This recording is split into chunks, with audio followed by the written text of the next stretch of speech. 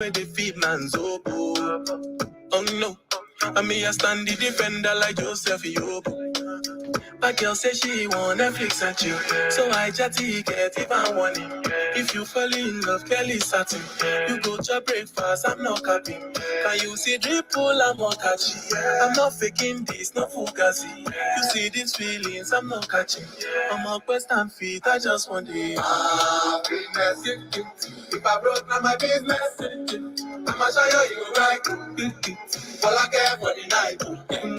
Happiness. If I broke, now my business. I'ma show you right. All I care for the night. I find the SSC if it be the reason why your baba want to jealous me. If you want to take I'm serious, I do top speed. No fit to resonate, I'm on a different frequency. I don't think it's necessary. I be done with just somebody that could do like me. When I be like Musala coming off the right wing, I got to your defender, you don't need to tell me. I'm finesse. And you know, send me, I must not. I go carry go. If me, I got money past you. If you're not careful, finesse. You know, send me, I must not. I go carry go. If me, I got money past you. If you're not careful, finesse. If I broke, now my business. I'ma show you go right.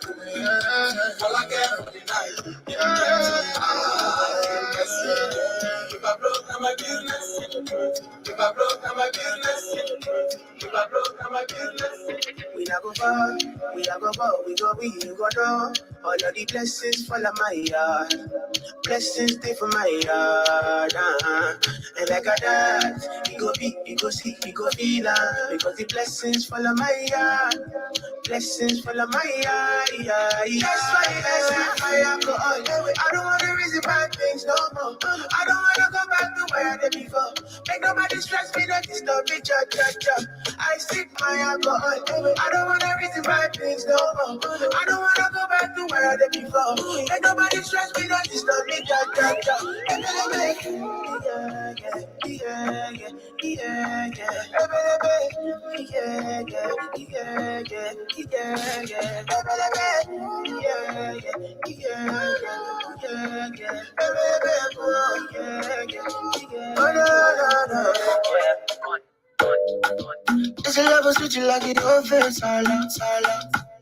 All right.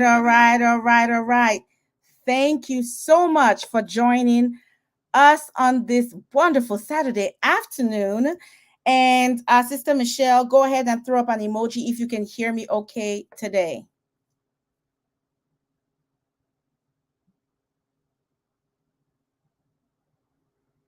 Sister Michelle, can you hear me okay?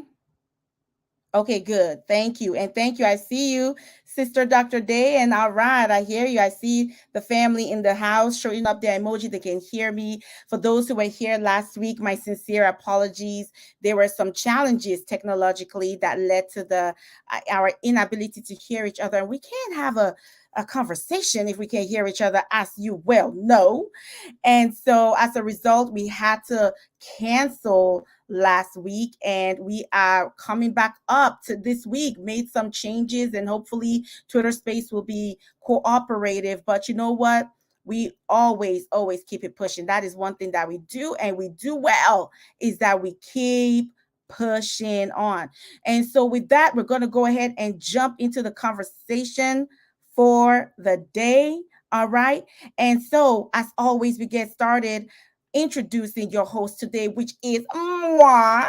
And my name is Dr. Ijeoma Nnodim Opara, pronounced she, her, and all. And I'm calling in from the original unceded lands of the Anishinaabe, the Ojibwe, the Odawa, and the Potawatomi, the Three Fires people, in the territory of Wawiatanang or Detroit. And I recognize and honor also my Igbo, Nigerian, African, and African diaspora ancestors, communities, and descendants in this sacred moment. I am a physician, scholar, activist, scientist, coach, consultant, speaker, mama, and wifey, and artist. Never forgetting that. And my personal and professional and business mission in life is to dismantle white supremacy by rather the delusional systems of white supremacism by eliminating anti-Black racism from medicine, healthcare, and public health while centering and celebrating Black brilliance, Black abundance, and Black joy. I want to thank you, every single one of you, for being here today to Saturday School, as it's so often called. And welcome to the Anti-Racism in Medicine Action Roundtable, #AimArt. To introduce ourselves to those who may be coming to us newly, we are a transdisciplinary community of unapologetically Black, unapologetically pro-Black, liberatory, pan-African, Afrocentric, Afro-optimists. That means that we center and celebrate Black magic, brilliance, excellence, truth, joy, strength, assets, abundance, possibility, creativity, and future dreaming. We are committed to developing the innovative knowledge, skills, and attitudes to inform transformative leading actions towards eliminating anti-Black racism in medicine, healthcare, and public health. We meet every week on Saturdays, 1 p.m. Eastern Time, and we are always proud to shout out our partners. We have numerous, a few of which we'll name today is Brother Sinclair Skinner of ILoveBlackPeople.com. I love blackpeople.com, and you want to join them, you want to go on that website, you want to see all the great work they're doing on there. I want to also shout out Q Search, or CU Search, as you might hear my lovely co-chair and sister Llana James say, and that is the Canada-US Coalition to End Race Correction in Healthcare, one of the most pervasive ways that racism, systemic and scientific medical racism, still persists in medicine, healthcare, and public health is the way that is still codified in our clinical algorithms. And we are on a mission to end that. And as well, I want to shout out Ready for Black Lives, which Sister Llana James heads. I want to lift up Sister Dr. Nisi Hudson of Hood Medicine Initiative, and I am proud to be a board member of that wonderful initiative. And of course, shout out to Ubuntu Black Family Health Center, headed by the lovely, powerful Sister Dr. Michelle Drew, who's also here on today. Shout out to all my brothers and sisters and siblings doing the good work of Black liberation, justice, and equity across all spheres, all disciplines and sectors, from the grassroots, honey, to the grass tops and in between. All right, all who have come before, still here and forthcoming, we honor, celebrate, and lift you up in your work. Now, just a couple of housekeeping. We are a community of the Jumbotron, honey. We hold the Jumbotron dear. We use this nest or Jumbotron or dashboard, as you will, to house our resources and references and citations, honey. We speak here. We ensure that our thoughts and our conversations are informed and are grounded in the scholarship, in the Black scholarship from all over our diaspora, okay? And so we do that here, and so we always like to make those references. So pay attention to the Jumbotron. And your girl is like super organized on today. You know, I have my moments, honey. I have already put on the Jumbotron numerous resources that you can already start to help yourselves to, and these were resources that were shared prior last week, okay? And so the first thing you will see, starting from the very rightmost, my right, I would say, your whatever side you like, is basically to understand that we are streaming live on YouTube, Twitter, and Facebook via StreamYard. We're also on Twitter streaming live, like, you know, and so it's great. So you can hear this on Twitter Space. You can see this if you like, watch it too, do what you like. But the idea is to expand the numerous ways in which we can engage in this community. And so you are welcome to participate via YouTube and share your comments, your thoughts in real time. You know, you can do the same on Twitter, Facebook as well, okay? And then you will see those links that's there. Then you see on the Jumbotron the resources that have already been shared, numerous articles. You click on that, there's a whole thread, and there's numerous resources that has been shared. And those are the following 3 tweets. And then the last one that you shall see is from my wonderful sister, who's also here, the one and only Miss Allison Gaines, honey. And she had a whole thread that she created of her writings on this subject. She is an expert on this subject, and that's why I'm so excited to have her on today. As always, please, for the gems and resources that you will hear and listen to, tweet it out, hashtag aim art, honey. This is going to be a community conversation. Ubuntu. I am because we are because we are. And so we will have ample opportunity to have conversations here. So as you know of other resources, and thank you for the folks in between time who had shared some videos. That's all on the thread that has been linked to the Jumbotron. Go ahead and share those videos, those podcasts, those articles, those books, what have you. Share. We're a community. Honey, I always tell you, Black people are the most reading-next people, okay? We are the most reading-next people in the world, honey. We will come and we will tell you a book or two about a thing or two. So go ahead and share that. Hashtag AIMART. Let's get ourselves trending. Invite, like we always say every week, honey, invite your exes, invite your friends, your frenemies, your mama and them, your neighbors, honey, your pets, your in-laws, your cousins and them. Bring them all up into this space. Let's really, really get trending. And of course, as always, numerous ways for you to engage. Certainly after we speak amongst ourselves around the round table, we will expand the round table to the community for you to come up and share your thoughts, your offerings, your contributions, your questions, your comments, what have you. Okay. But you can also do that in real time via Twitter, through the Twitter live that's going on right now. You can do that. I'm talking about the visual, the audio visual, not the spaces. You can DM me, you can message through YouTube, and of course Facebook. Numerous means of engaging my wonderful community. And last but not the least, we always say we are here as a community to lift up each other, okay? And so if you have anything that's going on with you, honey, you got a paper you just published, you got a service you're offering, you got, I don't know what it is, there's a program you're running, an event, go ahead and let us know. I will pin it to the Jumbotron and spread the wealth, okay? We love to support each other, but we can't support each other if we don't know what's going on with you, right? And it may not just be you, it may be someone someone in your community, or in your in your hood, shall we say, okay, your hood of genius, and that's doing stuff. Yeah, let's promote just not what's going on with us, but each other. So please share that so that we can get out the Jumbotron and publicize for you. So we just got that out of the way. All right. That's just the everyday, weekly, or every weekly, shall we say, housekeeping. Now let's dive into the meat of the conversation.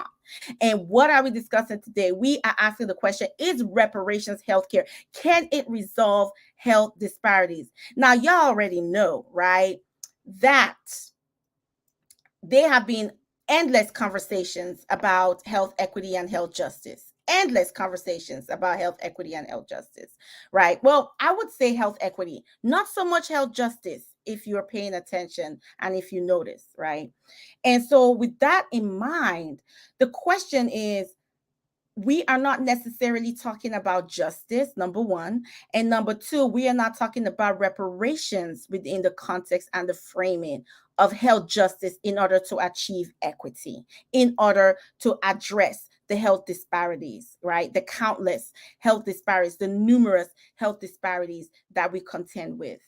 And we need to have a conversation about why is that, and what does that look like, right? Why is that, and what does that look like? Because as we know, and as many of our fellow scholars have written about, we have this period of health equity tourists, people I call health equity poachers, because not only are they touring, they're taking away resources from those of us that have been doing this work long before it was sexy, and long before there was grant funding to back any of these projects up. Right. And so you get these folks that they can barely spare reparations, they can barely spell justice, but now they're doing health equity work. They don't look like us, right? But because they have a history in getting funding, they're out here getting all this money and not really doing the work that is necessary in the way that it needs to be done, that centers justice, of which reparations ought to be critical, central to that. And so we want to sort of massage that, break down what reparations is. Why does it even matter in the first place? What does it look like? And how does it fit into in health? How is it part of the health and healthcare conversation? And how is it part of a health justice or health equity that everyone seems to be interested in achieving, but not really seriously committing themselves to? So what I want to do is to read you an excerpt from this work that was written by the wonderful Sophia Scott in the Harvard Political Review. And I also want to encourage you, we'll be making references to many of the resources that we have posted on the Jumbotron, and please continue to do that. Thank you very much sharing that. And what we want to talk about is this, just an excerpt of this article, and then we'll open up for our wonderful co-hosts to first of all introduce themselves and then start the conversation based off of the foundation, the background that this excerpt is going to lay for us. So let me get into reading it. And again, this is one of the first articles that you will see on the Jumbotron listed on that tweet. And it's called A Debt Owed, the Case for Reparations in the Wake of COVID-19. And so here we go, quote, "Last summer, while the world watched in horror as a police officer knelt on the neck of George Floyd, an unarmed father of 5, my community's gaze turned toward another atrocity unfolding right before our eyes. COVID-19 has disproportionately devastated the African American community, as Black people in the United States are twice as likely to die, or I would say to be killed, as a result of contracting COVID-19, and people of color constitute a significant portion of the frontline workers who bear the brunt of exposure to the virus. The whirlwind events of 2020, including the pandemic, George Floyd's murder, and the subsequent resurgence of the Black Lives Matter movement, brought the topics of institutionalized discrimination, racism, and oppression to the forefront of national discussions regarding equality, causing the subject of reparations to dominate public consciousness like never before. For example, as the novel coronavirus preys especially on individuals with underlying conditions, the outbreak has revealed the large-scale impacts of structural racism on the health of African Americans nationwide. According to a peer-reviewed study conducted by Harvard researchers, if the United States had paid reparations to the descendants of enslaved Black Americans, the risk of severe illness and death from the virus would be far lower, in some cases even diminishing statewide coronavirus transmission by up to 68%. This study's findings reinforce the burgeoning evidence-based philosophy that reparations can significantly combat systemic racism in the United States. However, despite intense national conversations and public demonstrations in recent years surrounding anti-racist messaging, progressives have yet to pursue meaningful legislative solutions to the systemic issues they denounce, particularly by neglecting the idea of reparations. Will financial restitution eradicate prejudice or pervasive racial hatred in American society? Certainly not. But it will undoubtedly aid in closing the enormous divide between Black and white American wealth, and in turn, diminish racial gaps in education, healthcare, employment, and housing access. Implementing comprehensive reparations will not only guarantee compensation for the unpaid forced labor that Black people supplied over 200 years, but also diminish the wealth gap between white and Black Americans facilitated by discriminatory U.S. government laws. It would also atone for the moral debt owed to Black Americans after years of plunder and oppression. End quote.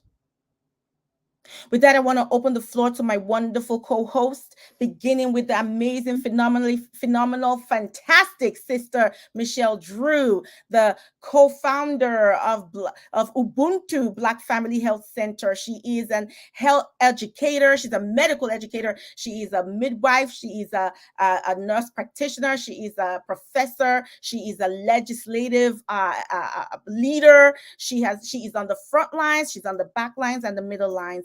She is right there in Congress, testifying for reparative justice and also reproductive justice. And she is unafraid. And my wonderful, powerful sister, the Reverend Dr. Michelle Drew, in the house. Sis, you are welcome. Please go ahead and fill in any gaps that I neglected, and forgive me for that neglect, as well as share how you're feeling on today and where you're sitting on today. Is it joy? Is it more than that? Go ahead. The mic is yours. Sis, good afternoon. Wow, I sound better than I realized. I am, in fact, Michelle Drew. You forgot ordained minister, but that doesn't take ordained minister. Hallelujah. Hallelujah. Yes, Lord. Yes. I am today resting in my bed, enjoying sunshine through the window as I spent 24 hours at a birth yesterday as we welcomed another young prince into our tribe, into our Ubuntu. And so I'm celebrating the joy of a healthy mother, a healthy baby, and a beautiful family. Because, of course, that child came out looking just like his daddy, as they will do. Yes, I think you covered a lot of it. I'm also a writer.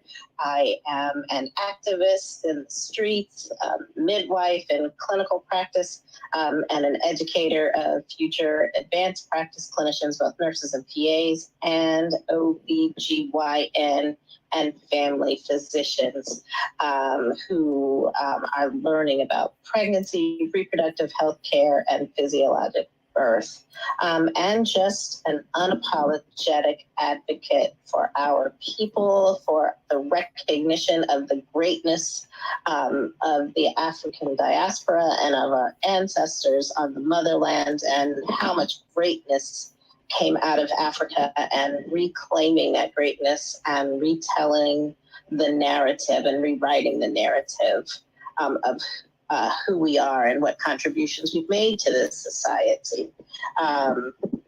Currently located in Wilmington, Delaware, on what is traditionally unceded land of the Lenape people. And when I'm not here, I am privileged to spend part of my time in Zambia, in Central Africa. And I think that's enough. That is a lot, and yet not quite enough, because I know there's even more.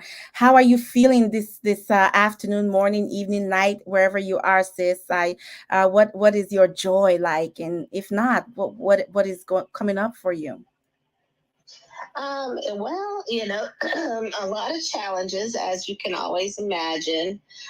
We just completed our legislative session Monday. I was privileged to stand next to our state governor, Governor John Carney, as he signed 6 bills into law that would directly affect pregnant and birthing people, and particularly those from vulnerable populations, including from the African diaspora, and also people who are incarcerated during pregnancy. So celebrating that triumph, but then also, of course, whenever you're celebrating triumph, the enemy rears its ugly head to try to defeat you. So there's always haters.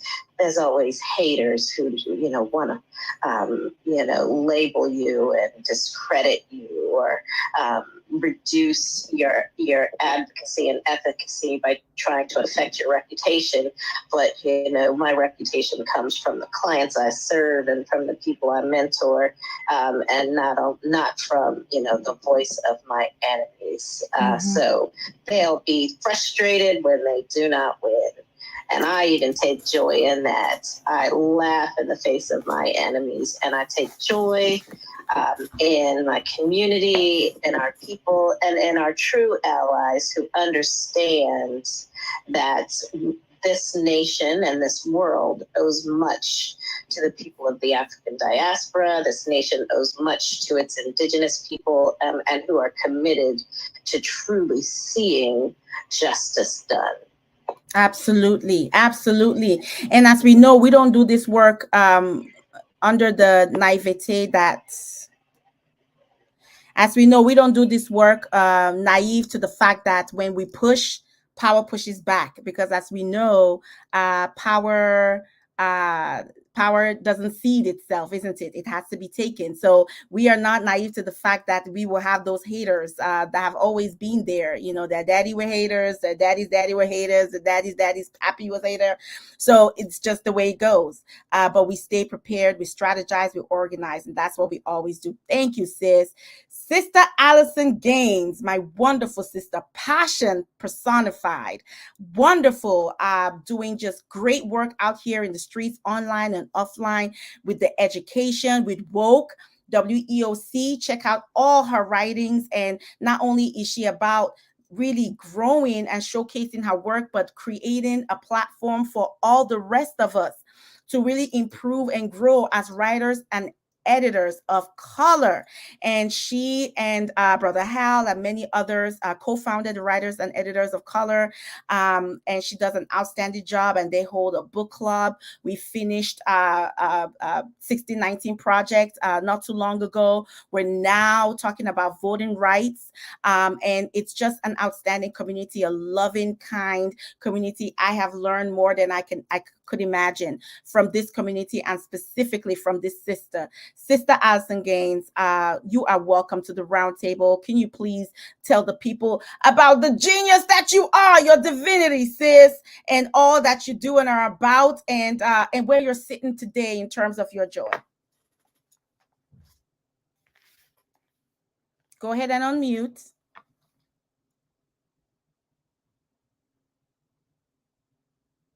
Hi, everyone.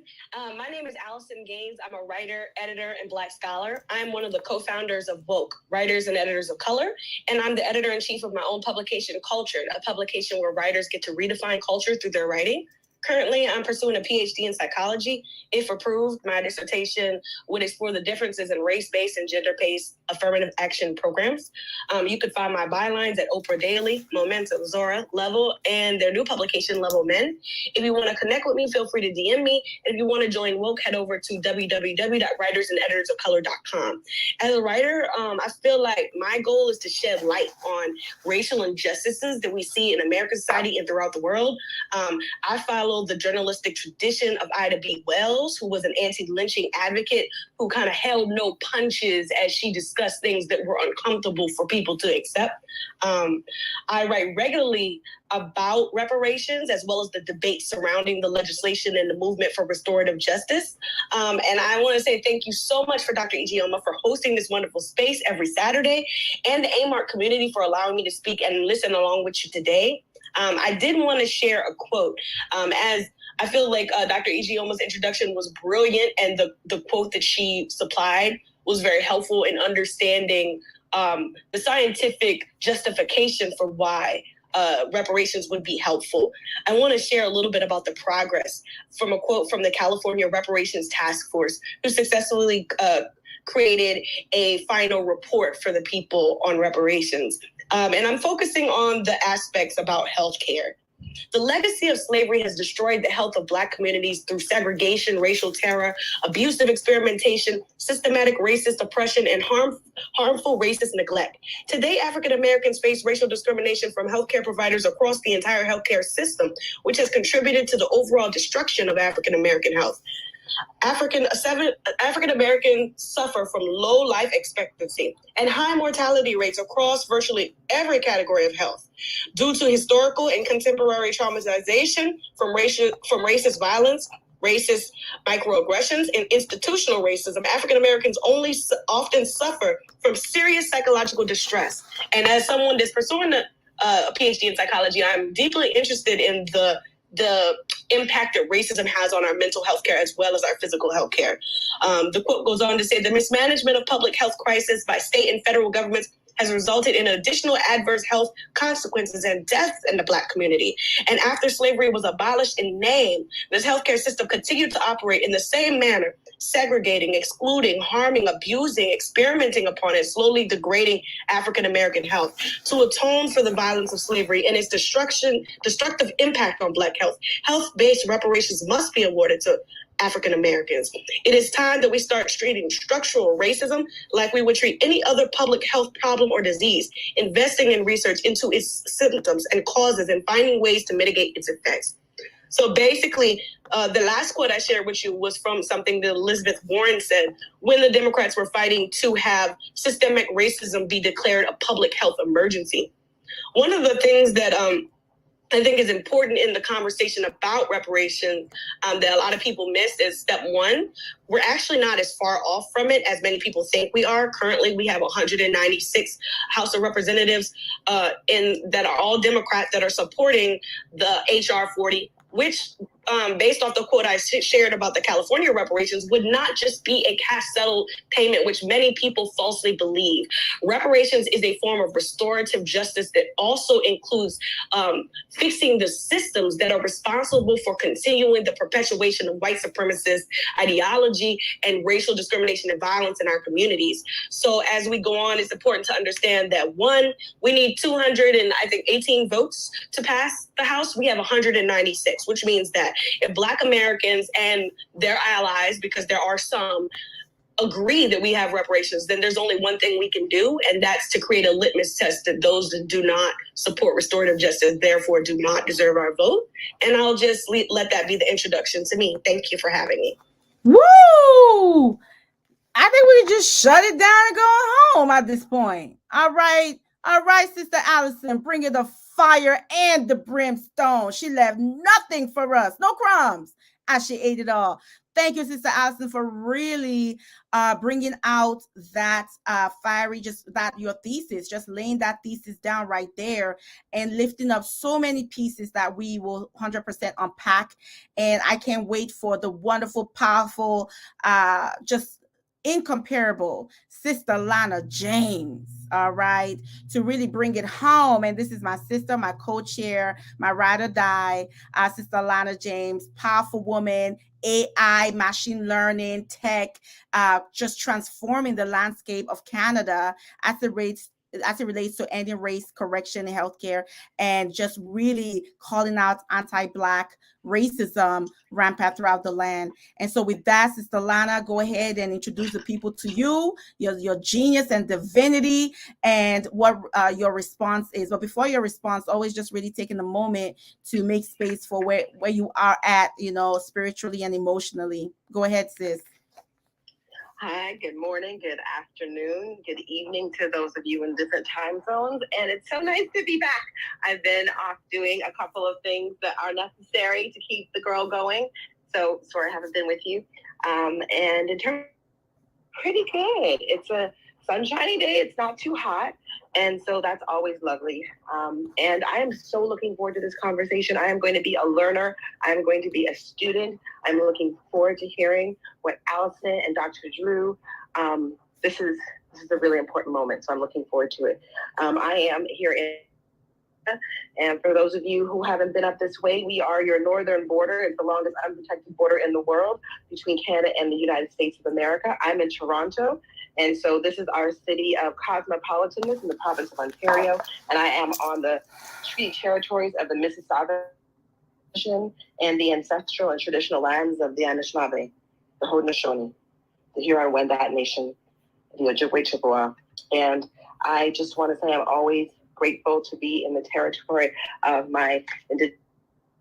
of the North, as I also hail from the African diaspora and the diaspora that has resulted as a result of genocide for Indigenous peoples across the Americas, including the Caribbean and South America.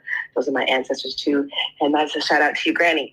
And so I would like to say for this conversation, I think it's going to be quite learning and also just thinking about how does technology fit into this? I come at reparations from a very different place geographically, right? So I think about the Caribbean, South America, the Americas, and Canada, which had a very interesting relationship to slavery, right? So we had slaves, people were enslaved in Canada. Many people don't know that, which is surprising, and I'll drop a link or two. And as well, Canada has always had its pocket in the Caribbean. This is a British colony. We still have the Queen, and that's for a reason. And as part of the British colonies, Canada's banking infrastructure has been intimately tied. The British-speaking Caribbean has been a funnel of money for Canada. It's been floating everything. So it's going to be interesting to hear how we think through reparations when Canada has a charter bank system and all of our bankers have been deciding what the Caribbean's banking looks like. And so that money slaves directly on the soil and from enslaved people in the British-speaking Caribbean. That's why we have rum in Canada and sawfish. Okay, so we'll talk about that more later. I'm listening. I'm looking forward. Mike, back to you. Thank you, sis. I appreciate that. Absolutely. Absolutely. Always. So, Sister Michelle, Sister Allison has already gotten the ball rolling. And there's so many questions that have already been unleashed. But, last week you already started actually this conversation, which is what leads me to this question for you, just to kind of take folks on the journey as we arrive to to where Sister Allison is. But let's just again kind of build and layer upon what we've already established. You heard me read the excerpt here, and by the way, y'all, it's the link to that, I'll be tweeting that out in a second, but it's on the stream, the live stream, which I know is going slow. We'll figure that out. But Sister Michelle, what is old? Like, why does this conversation matter? When we talk about reparations, what are we talking about? And why does it matter when we talk about health and health care and health disparities? Help us understand. Yeah, thank you. Well, yeah, that's one of the things I forgot. One of my original undergraduate study and one of my still loves is history and archiving. And so when we think about the health of Black communities and as us as a people, but not only that, when you think about American medicine, and even when you think globally about the influence that the United States plays via the United States Nations and World Bank, and so the healthcare of the world, especially what's happening in Africa, when we think about malaria, when we think about HIV, when we think about COVID-19, when we're talking now about monkeypox, it's really important to understand that the American healthcare system that we see and those of us who enjoy it from a place of privilege enjoy, or those of us who suffer from it from a place of oppression, was built on the backs of African enslaved people, and it's never really changed, right? So even the first medical schools in the United States, when people needed to learn how to medicine and how they learned anatomy, and all of you who are physicians or other professions where you've been in the cadaver lab and dissected a cadaver of someone who donated themselves to science, remember that we didn't need grave robbers like they had to deal with in Europe and in Scotland and the great medical schools, because they had the dead bodies and the live bodies of enslaved Africans to experiment on, to practice on, to dissect, to treat as training material. And always have. I am, as you know, a midwife, and some of you, and those of us who know the story of obstetrics and gynecology, know the story of someone like J. Marion Sims, who perfected his techniques and the development of instruments that are still used today. Did so by operating on enslaved women that he either owned or that he rented, who had obstetric fistulas. He also trained them to be his surgical assistants, his nurses. They did a great bulk of his work, but his surgical work that he did on them, he did without anesthesia, because falling back on which slavery was based on, right? That we weren't even completely human, because we had the brains, to have the sensitivity and the intellect to suffer. It was okay for the, quote, fathers of medicine like him to operate on us. You know, much of the race-based medicine that we talk about today, we're trying to eradicate, like adjusted glomerular filtration,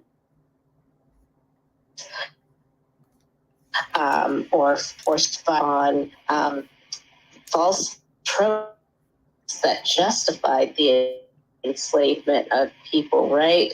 So the reason that we can have higher levels of creatinine before it can be responded to is because, you know, African people have, you know, bigger muscles that made us biologically, you know, for labor, and that Africans have lower lung capacity, and so therefore forced labor was good for us to keep us from getting things like pneumonia and tuberculosis. And so much of medicine and then all of the innovations that were made, the surgical techniques that were innovated, the instruments were created, were literally done on our bodies. Think of Henrietta Lacks and the HeLa cells that are still being used to this day to heal and cure diseases that were taken from a poor Black woman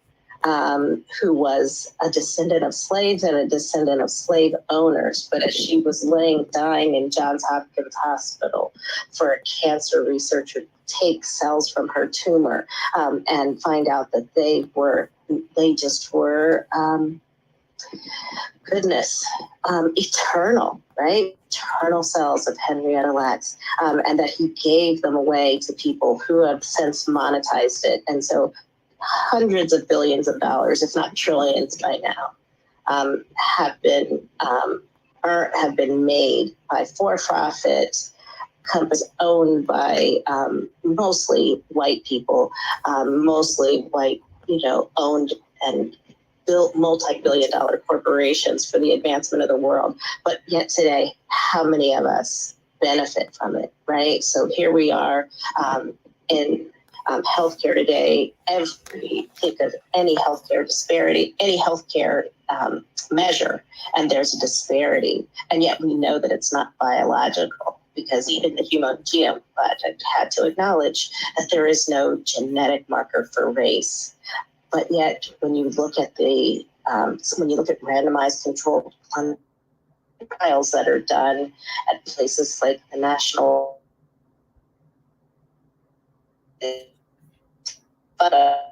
Sister Michelle, you're a little bit in the matrix. You're a little bit in the matrix. Keep talking. Am I okay? Yes, ma'am. Okay. Let me try.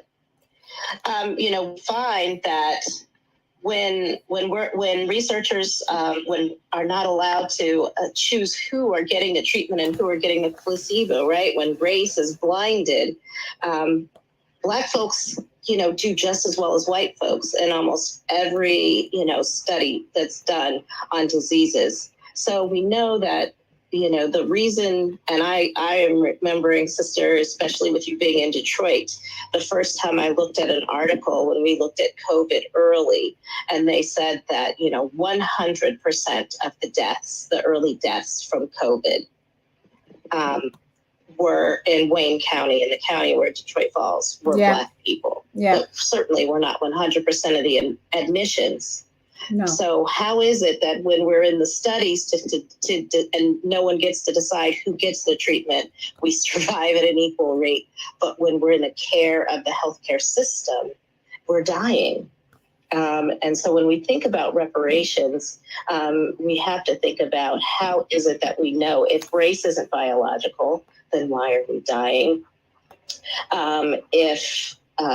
If we can thrive when we're in clinical trials, why are we dying when we're being cared for by providers? Which then brings us to look at who is caring for us, in what systems are we being cared for, and how can we restore that? And then we think of The fact that only 2% of physicians in the United States today are Black. And why is that? Who's getting into medical school? Who decides who gets into medical school? Who decides who matches? And who decides who's dismissed? Which moves forward to the work that's being done now to seek justice for for graduate medical learners and residents and who gets into fellowship, and then how that trickles down, and not just trickles down, it's a flood into what's happening in our communities when healthcare is being delivered, and who decides who gets it, and who decides what we get.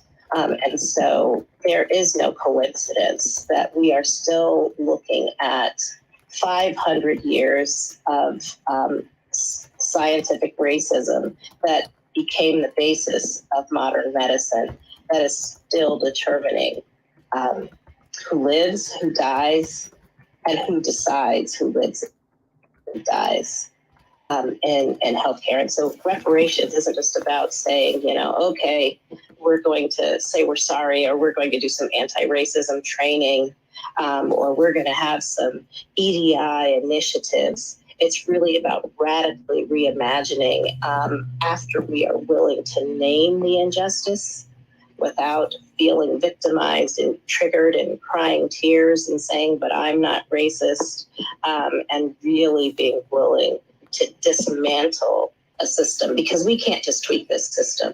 The Medicare and Medicaid Act didn't do it. The Medicare and Medicaid Act gave access to health care for the very poor, but it also gave access to the medical education system that made sure Black people and Indigenous people are the victims of this healthcare system. And it also closed the hospitals that were controlled by Black people. So that's not it.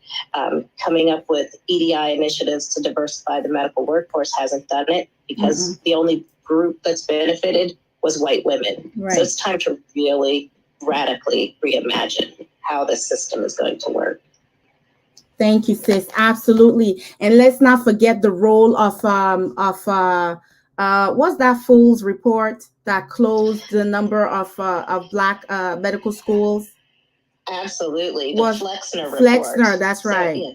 Right. 1910, when we decided that we needed to standardize healthcare and standardize medical training and medical education, that ended up leaving within a decade or so, within 20 years, only 2 Black medical schools, and still in a place where very few outside of 1 or 2 Harvard in some places, which still made it very hard, that allowed for Black physicians to be trained. And that if I'm getting the number right, had it not been for that closure as a result of that report, what we could have added about 35,000, is that right, Black doctors to our roll? Correct. Yes. So a study was done several years ago that just looked at and extrapolated, had all 11 of those medical schools stayed open, and matriculate and graduate 1,000 more. Sis, we're losing you. You're in the matrix a little bit. Hello? Black physicians.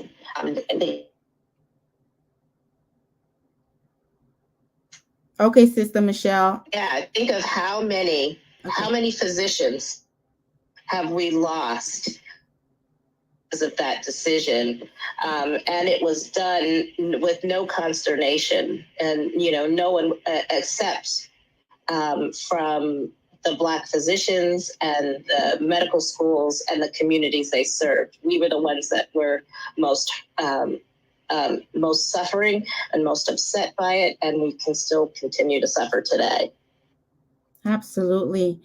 Well, thank you for breaking that down. And again, like I usually say, health disparities, and when we look at these stats, and I always try to reframe it, right, from the passive to the active, and not saying that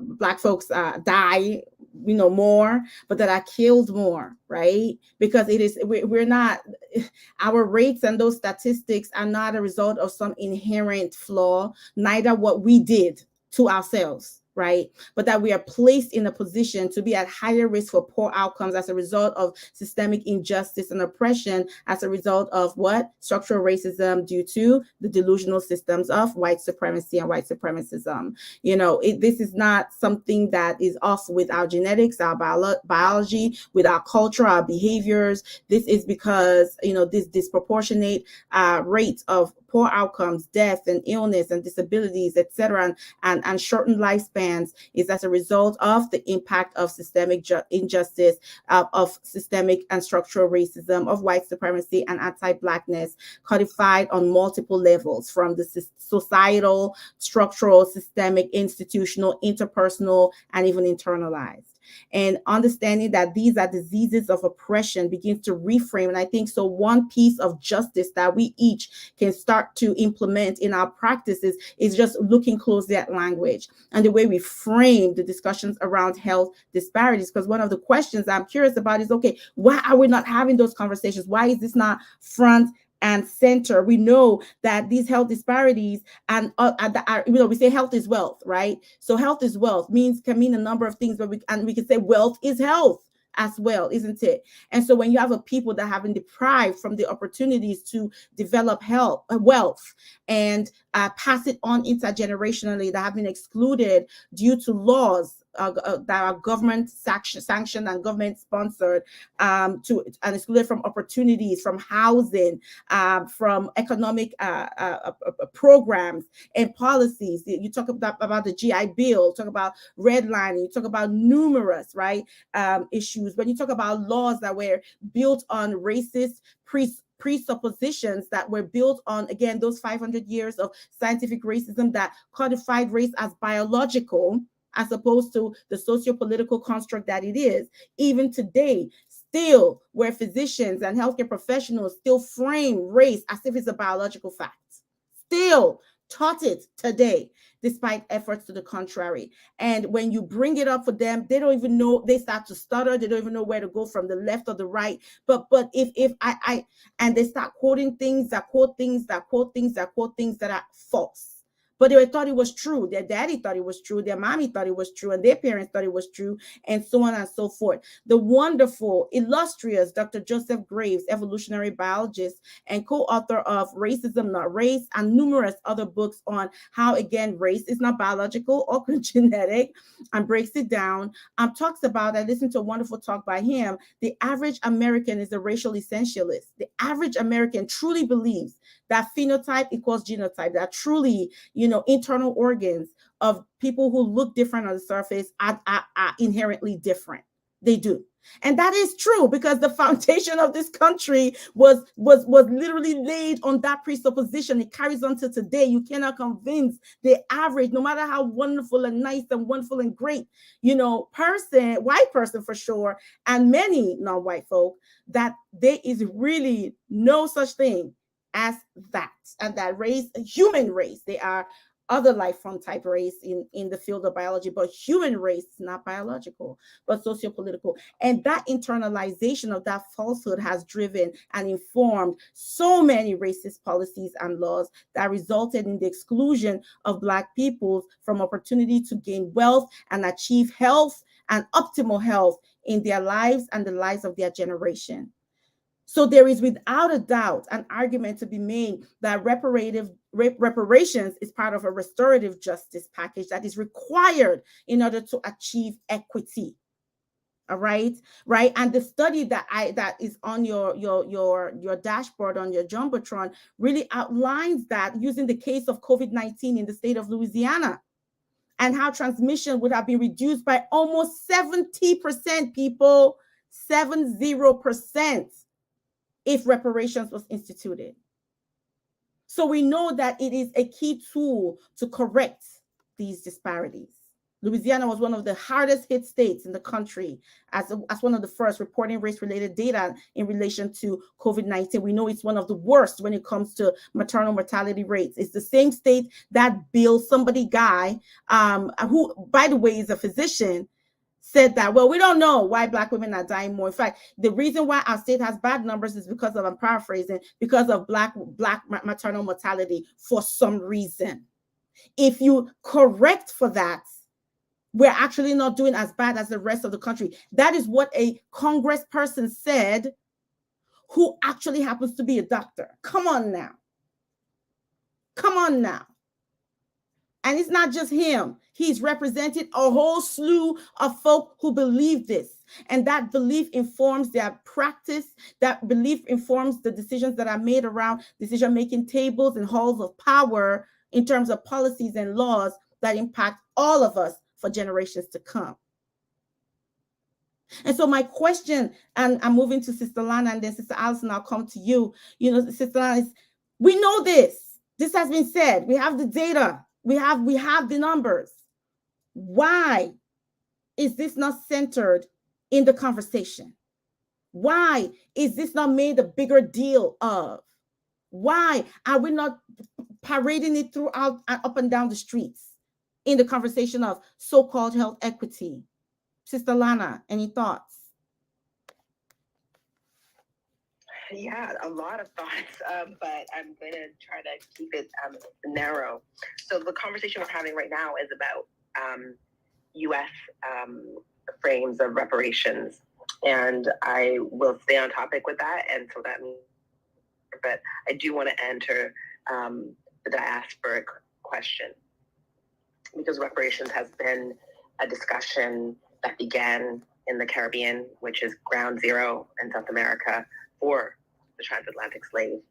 I don't know if it's a trade, it was more like a rape, but often we forget that, right? Just in terms of the sequence of events. And so there's been a long-standing conversation across the English, French, Spanish, and Dutch-speaking Caribbean and America. So that includes Belize and South and Central America, all the way down to Mexico, where Black people are also indigenous to that region by way of their Mayan Aztec ancestors that they are now one with. And so when we think about that discussion, it also brings into the global nature of this, right? Because the modern economy that we are working in now, the one that produced the computational and mathematical knowledge and power, as well as the resources that were taken out of the land that that happened, came out of the Caribbean and South and Central America. And I just want to point out something. Rubber is central to war.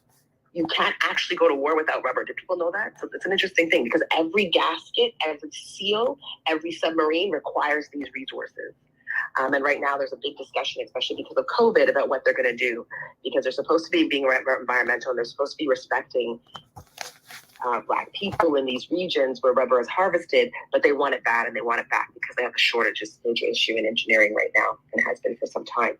And so when we think about reparations, there's an extractive process, and there's the Caribbean Commission. I'm dropping that here, and they've had a very long and serious discourse, and they have a 10-point reparations plan. There's also reparations work going on here in Canada, and I want to hail up and recognize Elder Lynn Jones in Nova Scotia, often referred to as the godmother of reparations. And maybe we need to get her up in here and let her speak, because this is a piece of work that she has done for a long time. For folks that don't know the history of Black people in Canada, our diaspora is made up of 3 large groups, and there's lots of subgroups in that.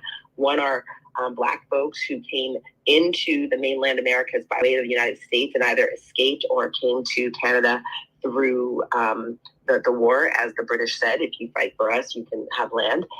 But like African Americans, they never got their land, and it wasn't their land to give because it belongs to First Nations people. So, it's a con in that way. But somehow that con managed to give white people land to settle and destroy. And I say destroy because these forests are the result of, killing all the beavers, failing to manage the land stocks properly. And I'll talk about a bit more of that later. And so when we talk about the Americas and Black people, we're talking about I'm very curious about, and this is not my area of expertise, how we stitch this together, because the amount of wealth generated by Black people in the Americas, not the United States of America, unfortunately, it was actually one of the smallest contributors financially because of the number of Black people. You all produce hundreds of millions, and now in today's money, trillions of dollars of not only market value, but political power for the United States to then become an imperial terror in the world. The Caribbean and South and Central America house more than 70% of all people that were extracted. So there is a massive amount of wealth also due to be returned. But I think the bigger question for me is not just reparations in the way people think about it traditionally, and I think some of these articles here and the stuff that's being shared in this call, it's about how does that look? And for me, I'm interested in reparations through technology.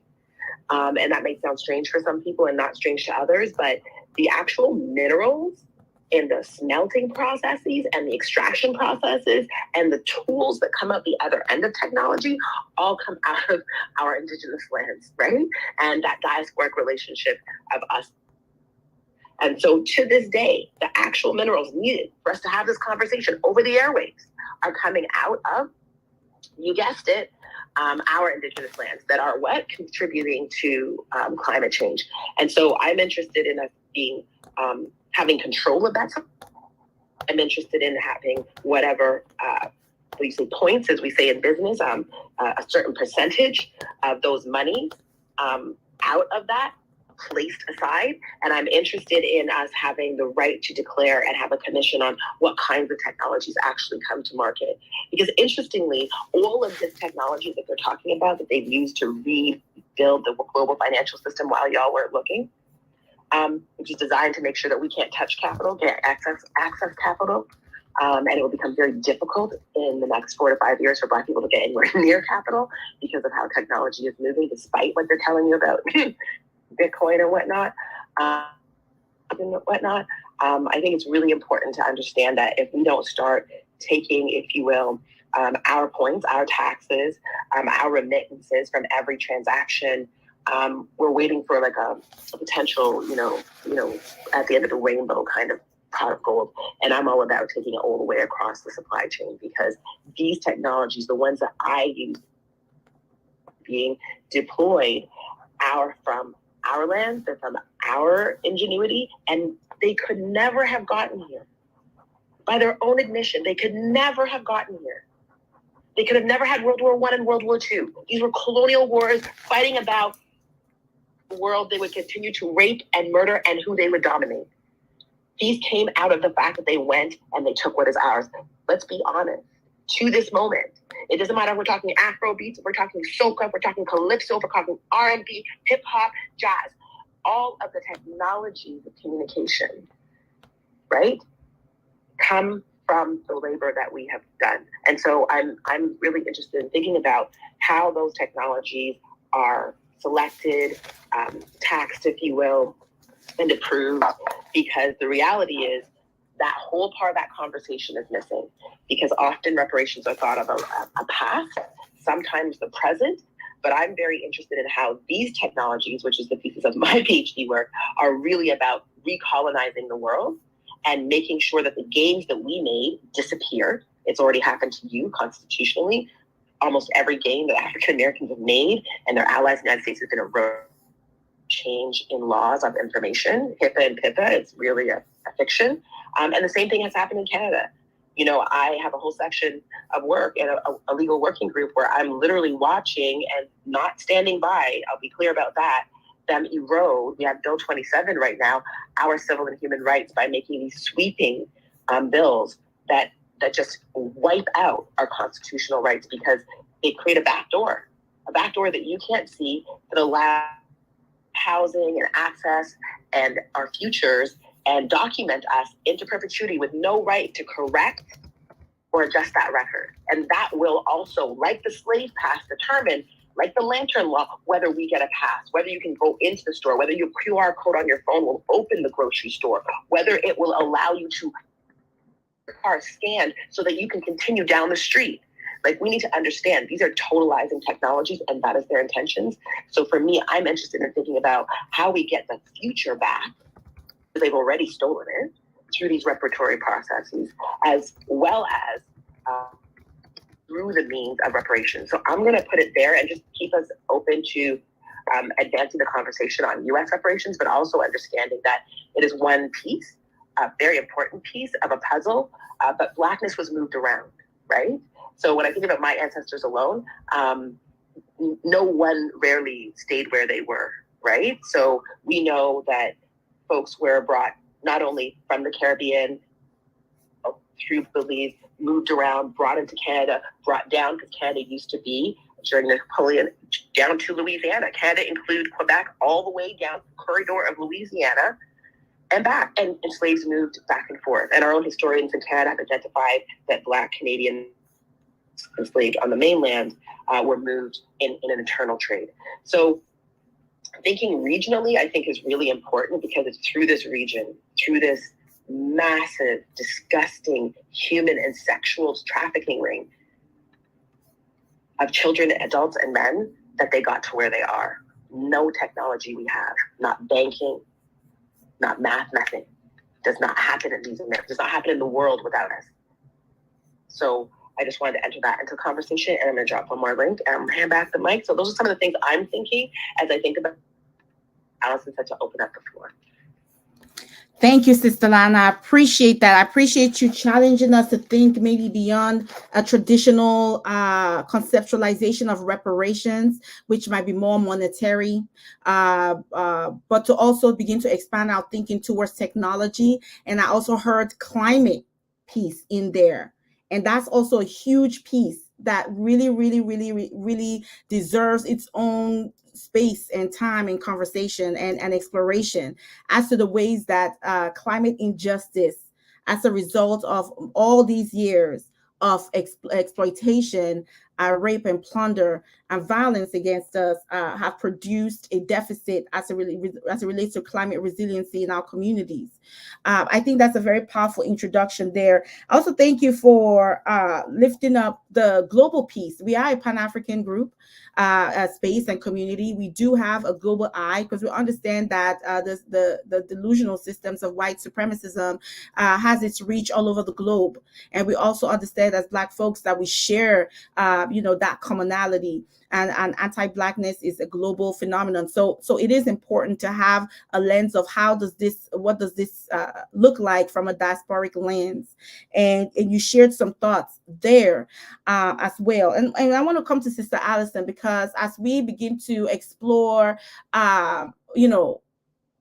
what reparations looks like, we understand that a lot of there is pushback, right, on even the very idea, and a lot of it is rooted in just the denial. Ibram X. Kendi says that the heartbeat of racism is denial. So just to deny the reality, as Sister Michelle says, the refusal to even just name the harm and name the realities, that then justify, because once you name it, of course the next reasonable answer should be, well, how do we correct? Right? Well, then let's start correcting, let's restore, let's repair, let's heal. And so, if you're not interested in that, then you don't even begin with the naming business there, right? Because how do you look like talking about, I harmed you, but let's just talk it out and get it over and done with, right? As opposed to, how do I repair the harm that I caused you, right? And so as we look at that, it's important, Sister Allison, what you say, to establish that reparations has always happened, isn't it? Just not to the people that we that it should have happened to, right?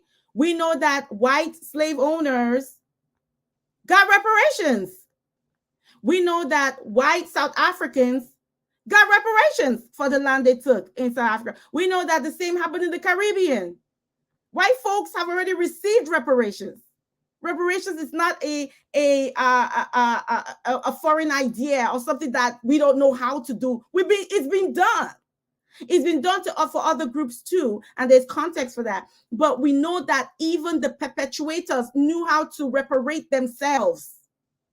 So the question is, why is it now such a big deal when we are asking for what is, appropriately ours? Now, we also want to name that there is, within the family, the Blackness and diaspora, within the U.S. context, we're talking about the descendants of enslaved Africans, okay? We understand in a global context, as Sister Llana has been referring, Europe owes us and America in some way. There's a conversation to be had there in terms of the continuous exploitation. That's a conversation that we can have, and that's a larger conversation. I want to contain it within the space of what we're discussing today. And so as it relates to this context geographically, the Americas, and I do throw Canada in there because, there's too much overlap and sameness, uniqueness, and that needs to be named. And Canada doesn't get away with that pristine, false innocence. We know that's not true. And so we need to name how there's incredible overlap and convergence between the two neighboring sisters, big sister and little sister, but the same mama and daddy. Okay. And so with that being said, Sister Allison, help us to understand how come we live in a country that does know how to give reparations, but apparently to the perpetrators, to oppressors, to colonizers, right? But then has the problem when it comes to those that were oppressed and still are. And also naming why this isn't called out more in the conversations that we have when it comes to health equity.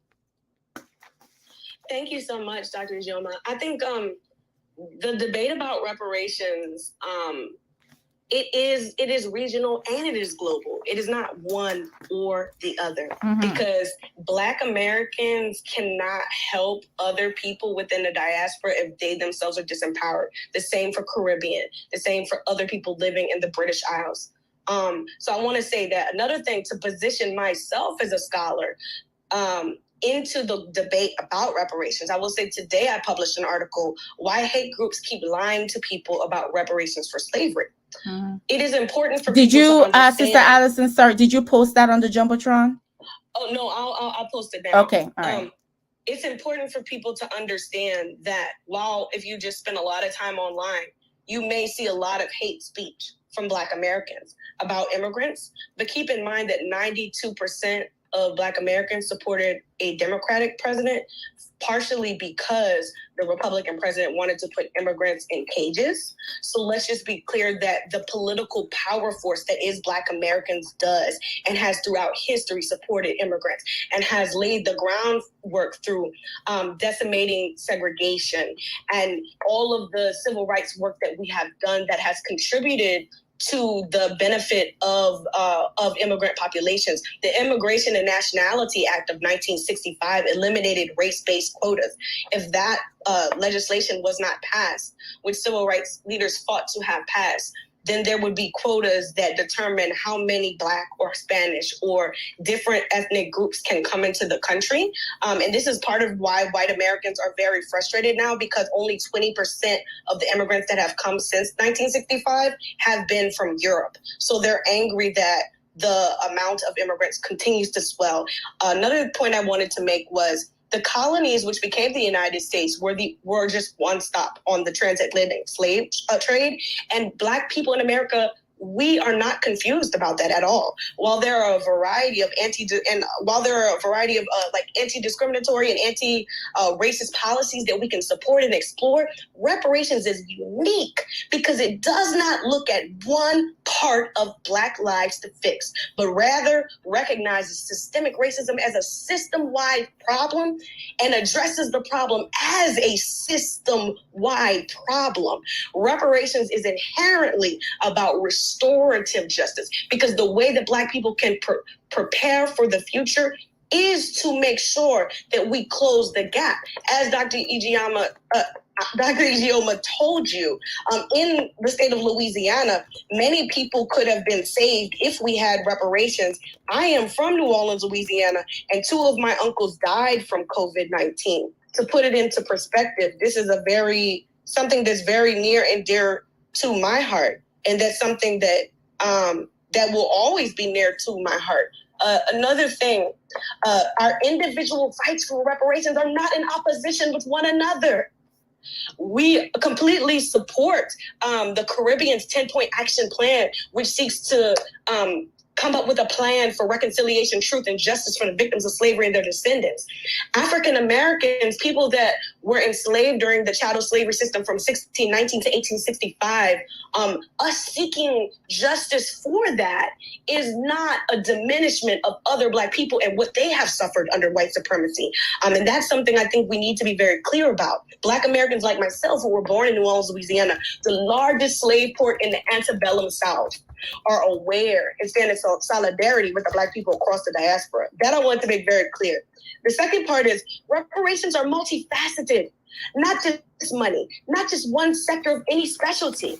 I encourage all of you to read the California Reparations Report because it denounces that fallacy that people keep having, that somehow reparations is about just cutting a check. A check is part of, but only part of it, which is why I started the conversation reading you the quote from the Reparations Report about healthcare, about the impact of systemic racism, slavery, and discrimination has on the healthcare of Black Americans and Black people across the diaspora, but the ones that live in the United States specifically. Because as a Black American, I cannot fight for someone else's justice without also fighting for mine. We must join hands and we must fight. That's so once we have that established, then we can move forward, which I think that's what it's time to do. The battle is interdisciplinary, which is why I find this conversation about the role of reparations in healthcare an important one for Dr. Ijeoma to have, because I'm in the field of psychology. Many people in this room might be medical professionals, but the role of mental health care, Black Americans are more likely than others to have mental health care problems that are unaddressed because of the harm that the field of psychology has caused amongst Black people. But there are also great Black psychologists that were heroes, that helped to champion the field of child psychology, that fought back against the racist IQ test that was made and designed for white people, and so that will always preference them and always bias them. And it's somebody that I'm interested in studying the differences between support for race-based and gender-based initiatives. And I will say, when it comes to healthcare, I think that we can do things within the healthcare field, like the AMA or the APA. They can do things to remedy systemic racism and to address it. But I believe that we should not call something reparations unless it is holistic, which means it wouldn't just be a check. It would be about addressing healthcare, education disparities, the discrimination even within that Black immigrants face, as opposed to immigrants of other colors, as we saw with the Ukraine versus the Haitian immigrant treatment. So we have a lot of work to do, and I just want us to understand that while we all are going to fill in a piece of the puzzle, or as scholars say, we're going to fill a gap in the literature. But there's a big difference between a social problem and a research problem. For too long in America, we have treated reparations as a social problem. We understand that it's necessary. At least the majority of Black people do. And a lot of Indigenous and Latino and Asian Americans do as well. The problem is, how do we change this idea into action, right? Because we can talk until we're blue in the face about how unjust it is. But unless we're willing to do something about it, it really is just all talk. So I suggest that if we're interested in working together, then I'm from the United States. I'm from Louisiana. I've never met someone that was from the Caribbean that was also associated with CARICOM, which is the Reparations Commission for Caribbeans. If I meet them, if you want to work with me, you're welcome to work with me. But just understand that as I'm working for my reparations, this is not an attack on your effort. In fact, I am trying to empower myself so that I can continue to help and empower others. And United States has enough money to cash any check. So just as a lot of, you see some groups, ADOS and FBA, and I'll name them because I think it's important for us to call out hatred when we see it. When you see these groups that are misrepresenting the rhetoric of Black Americans, when they're using hate and trying to confuse that with the pursuit of restorative justice, I want you to reflect on a quote that Dr. Martin Luther King, so that you can understand that what you see some people doing is not indicative of who we are, and it is not the position of most of us. So he said, never again can we afford to live with the narrow, provincial, outsider, agitator idea. Anyone who lives in the United States can be considered an outsider anywhere, that anyone can be considered an outsider anywhere within its bounds. This is what Dr. Martin Luther King Jr. wrote in 1963 as he sat in the Birmingham jail. As he was working for the embetterment and the improvement of lives of Black Americans. He was making sure that it was clear that he didn't agree with the idea that anyone can be an outsider, that it doesn't matter where you come from. If you're in America, then you should be treated just like everyone else. So I just want us to understand that we are fighting for virtuous things. We're fighting to improve the lives of Black people, which in turn improves the lives of everyone. Because in Louisiana, Black women are 4 times as likely to die of maternal mortality. That is because of the neglect and the systemic racism and the lack of opportunity and access to healthcare, preventative healthcare that Black women have.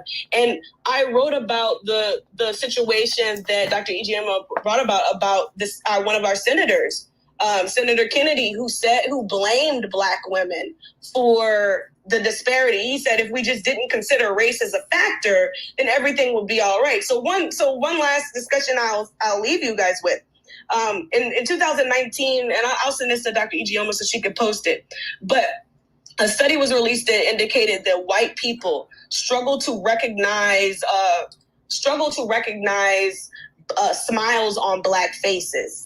Genuine smiles. They cannot, in other words, a lot of them struggle to tell the difference. This is indicative of a dehumanization. See, in my field of psychology, we study, the mental processes and the cognitive functions that are responsible for maintaining white supremacy. That's the angle that we approach it. And one of the things that we notice is that racism is so systemic that even toddlers and even children as young as 6 to 10 months old prefer same race faces. So we have a lot of work to do.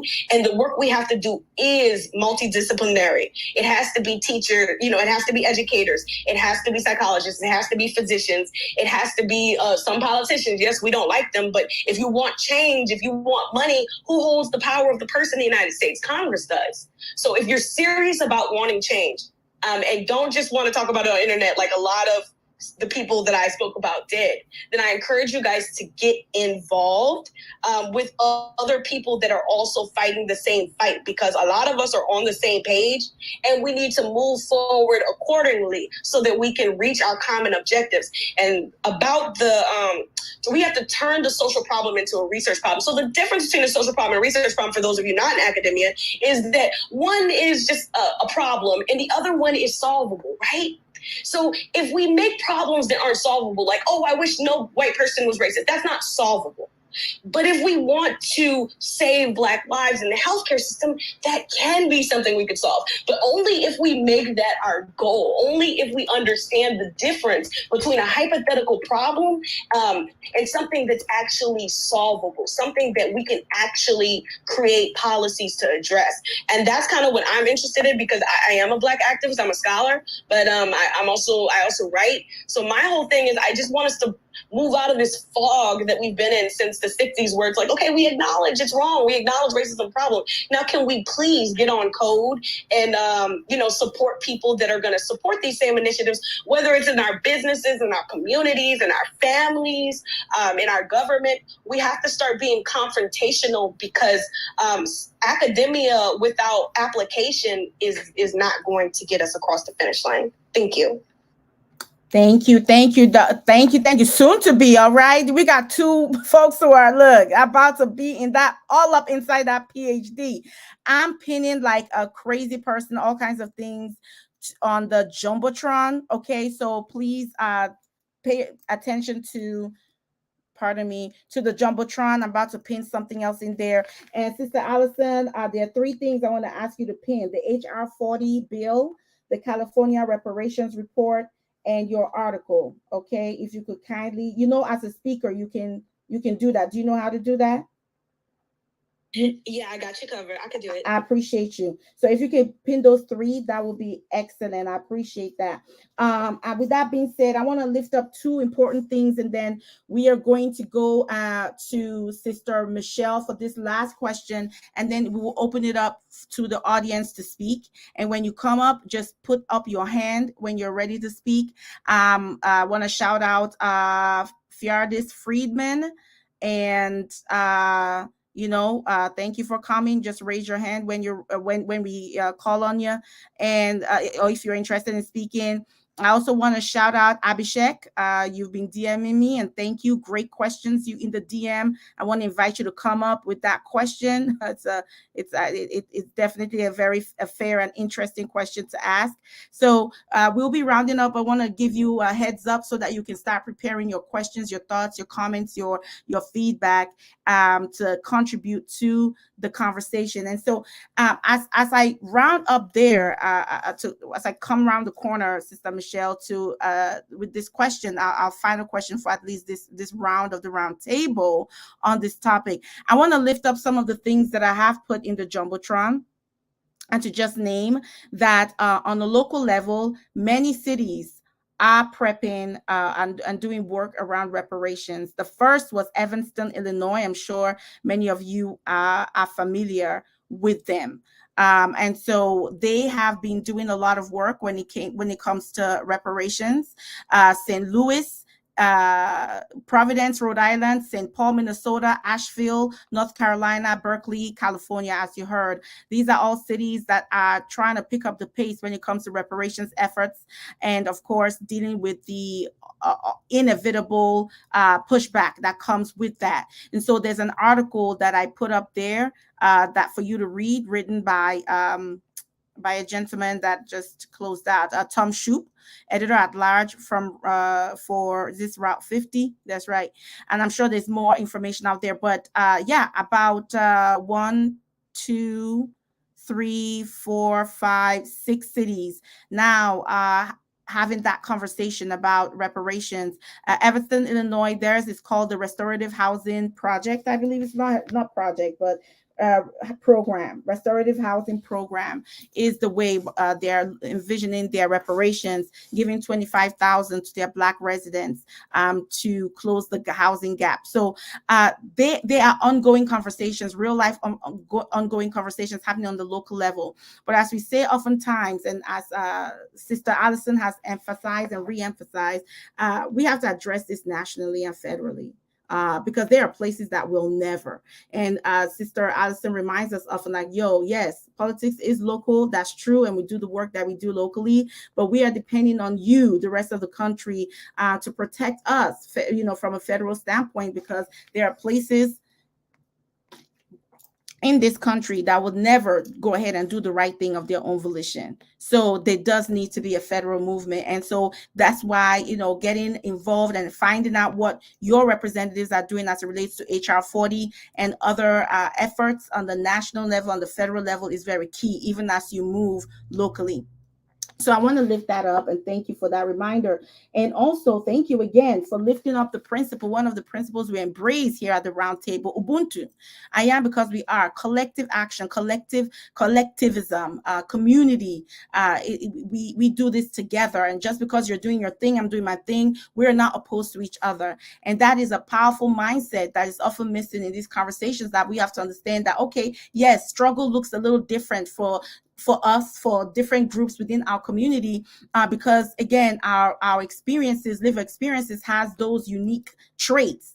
And so I respect that of you, you respect that of me, and while I'm working here for my freedom, I'm also supporting yours, and vice versa. And that's the conversation that we need to ensure remains centralized. And many people who are not taught in that way, again, you are what you are taught, will look at it differently from that scarcity mindset, and that sort of scarcity mindset. No other way I can describe it. But those of us of an abundance mindset, I understand there is more than enough for us, and that my fight is also your fight, and vice versa, move a little differently. And so I want to thank you for really naming that explicitly, and we have to keep repeating that. And it's not true that if I'm fighting over here that I can't support you, and vice versa, because ultimately we're really fighting the same fight. It just looks a little different, just has a different accent to it. So I want to thank you for that reminder. Sister Michelle, what does reparations look like now as we go forward, as we round up the conversation? We've evaluated and examined and massaged this from so many different angles that have been shared with Sister Llana, Sister Allison, myself, you. But bringing it home, where do we go from here in terms of the reparations that we want as it relates to healthcare or not. What does it look like, for us? Evanston decided they will start with housing. A few other places have a different visioning. How do we envision, as we get into the future dreaming part of the conversation, how do we envision reparations within healthcare, public health, and medicine? And is it different from other spaces? Is it the same?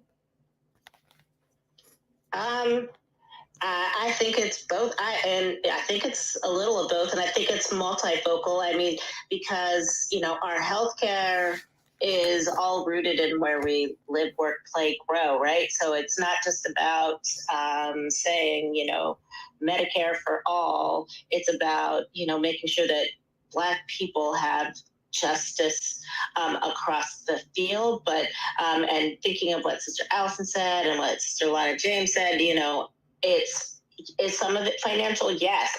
I feel better about myself because I feel smart, because Sister Llana James said something better than I did, but I've always said I feel like not only the United States, but every nation on this planet that benefited from the African slave trade should be required to give, and I used to say 1%, but I think I'm moving it up to 3% of its annual GDP. 1% would go to the descendants of slavery in that country. 1% would go into a fund that would be controlled by the African nations as a collective to give back to Africa for what it has been and is still being stolen by colonizers. And then 1% is sort of a restorative justice fund for everyone else, because as Sister Llana pointed out, right, Canada and the United States is benefiting from what's happening in the Caribbean and Central and South America, and the United States is certainly benefiting. Everybody who's here on a cell phone, tablet, sleeping, has copper wire in their in their house, and copper pipes are benefiting from what's happening in other countries.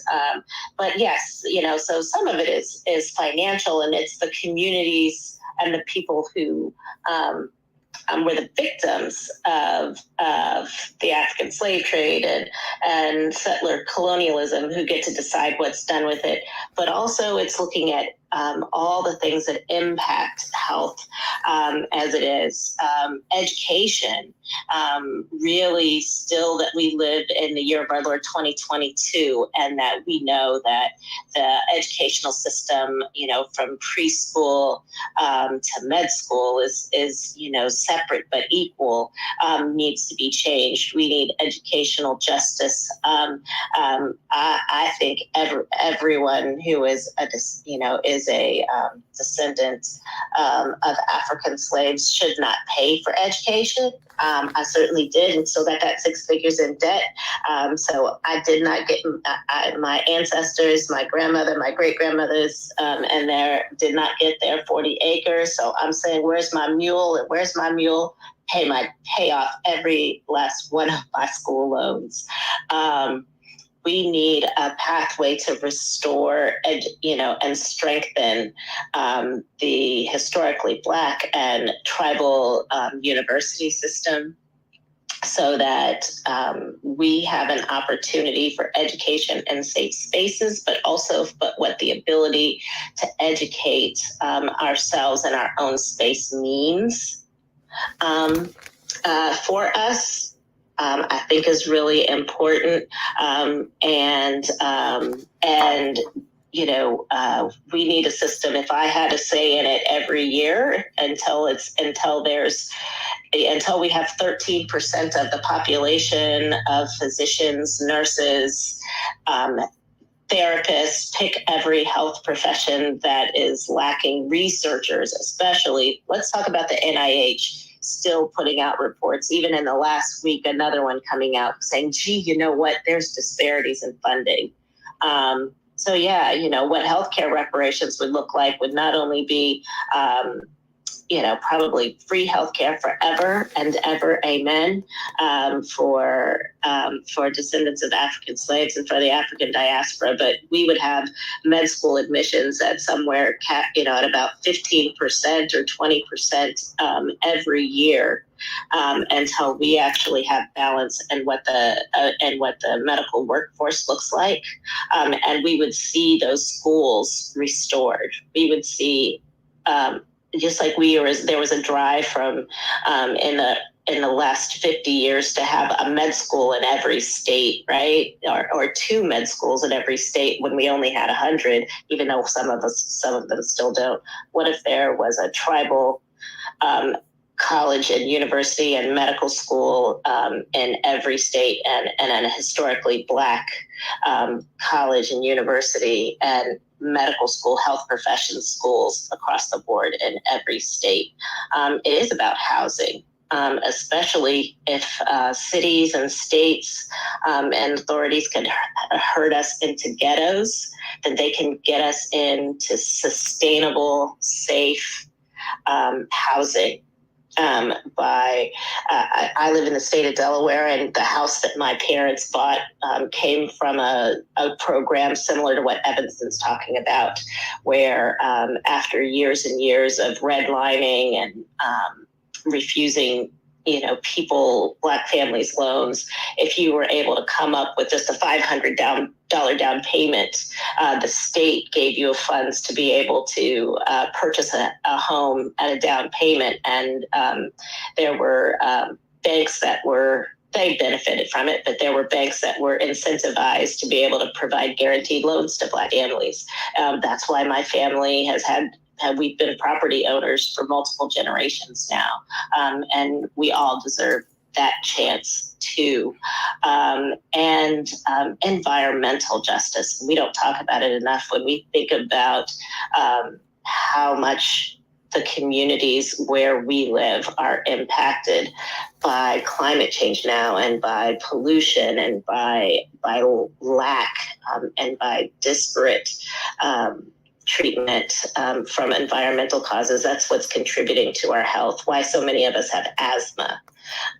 Why so many of us have so many illnesses that are directly related to environmental causes.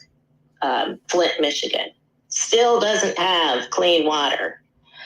So reparations looks broad, even if we are still talking about healthcare, because you can't just say, okay, we're going to get more doctors and that's going to make it better. Or we're going to, do anti-racism training for white doctors and other non-Black physicians, and that's going to make it better. Until you look at the macro, we'll never really see reparations in a health and restorative justice for health standpoint without looking at all of it. Absolutely. Like Sister Allison said, it has to be holistic. It has to be holistic. And I put in the Jumbotron, and then we will open up for audience. I see 2 speakers here, and we will get to you. Thank you for joining us. But I put into the Jumbotron, this wonderful article by these brothers, Rashawn Ray and Andre M. Perry, written in Big Ideas, Brookings Institute, outlet. It was written in April 2020, Why We Need Reparations for Black Americans. Beautifully written. They note that in 1860, over $3 billion was the value assigned to the physical bodies of enslaved Black Americans to be used as free labor and production. More money generated from them than was invested in factories and railroads combined. 1861, the value placed on cotton produced by enslaved Black bodies was $250 million. Now, they didn't do the analysis yet, but we can all do that research on rice and other agrarian products and agricultural products and other, the value of the service that was also offered, where we talk about folks that are raising your children, cleaning your house, breastfeeding your kids, and the list goes on. The harm of rape and plunder and assault, and the cost keeps adding exponentially. Then of course you add on top of it Jim Crow and segregation and redlining and discriminatory public policies of criminal justice and education, and the list goes on. The numbers keep adding up. And so it's all intersectional. Absolutely, Sister Michelle, as when it comes to even naming it within the healthcare space, but also related to all these other pieces, because they all are interdependent. They speak to each other. And the work that Sister Llana and myself do, along with a community of awesome people around race correction, right? The harms that Black people have suffered inside of medicine and healthcare because of scientific racism that dictates certain race as biology and encodes it inside of clinical algorithms that result in disproportionate or differential treatment plans, and ways of addressing or diagnosing or evaluating and managing Black bodies compared to white bodies. That harm still is yet to be calculated in terms of the cost, right? Of which are multitudinal and compounding. So there are the limits. There is, I haven't seen the limit yet when it comes to what is owed, and really making the case that much is owed. And really it's about, well, not if to pay it, but when to pay it, which, like we said, is past due. And not even how, because it is clear from the reparations that was given to white folks and slave owners, from the reparations that have already been given to other groups, like we said, already. We know whether it's Native Americans that received back their own land, also millions of dollars for various indigenous communities, I meant to say, various benefits and programs after, again, being forcibly exiled from their own lands. Japanese Americans, 1.5 billion for those interned during World War II.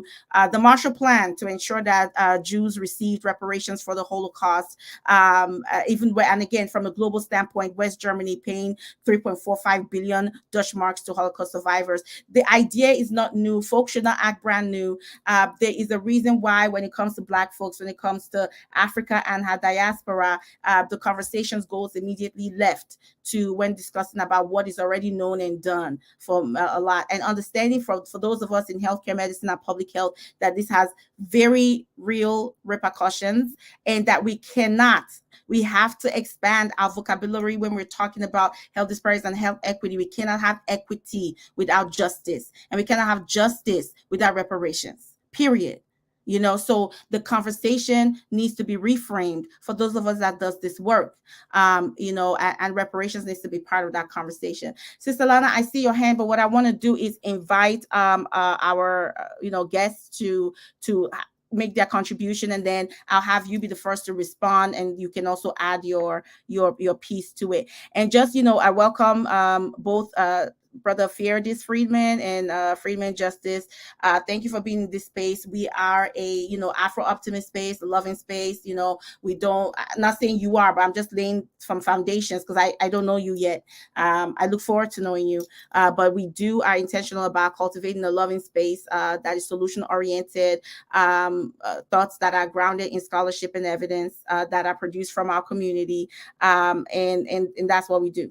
And so I hope that whatever you do have to offer, I know that this subject can be somewhat contentious even within our community, but that we do it with respect and love. We totally love and embrace disagreement and different thoughts and perspectives. Absolutely, that's how we grow.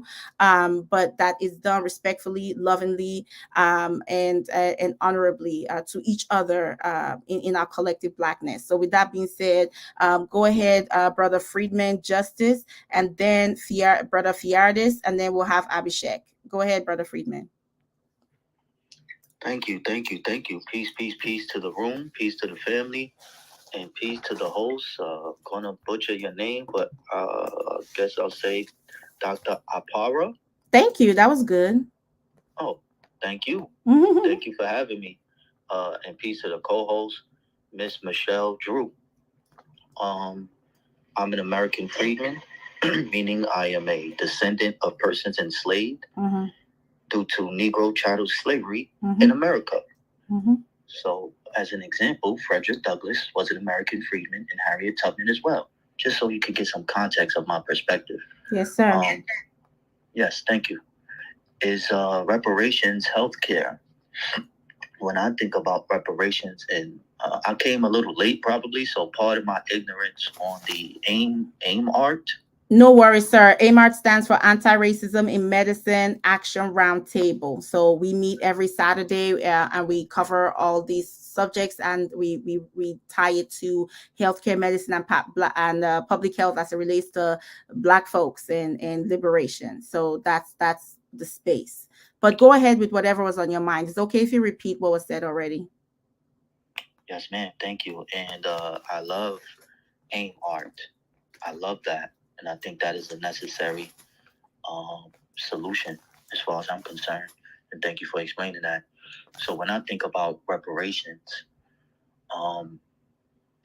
it is acknowledgement, redress, and closure. Acknowledgement of the greatest crime in human history. And that crime is still in progress today.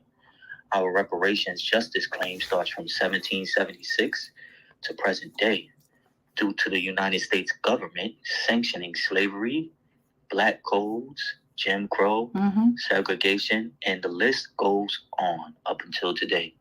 Redress in terms of reparations. Redress in terms of reparations.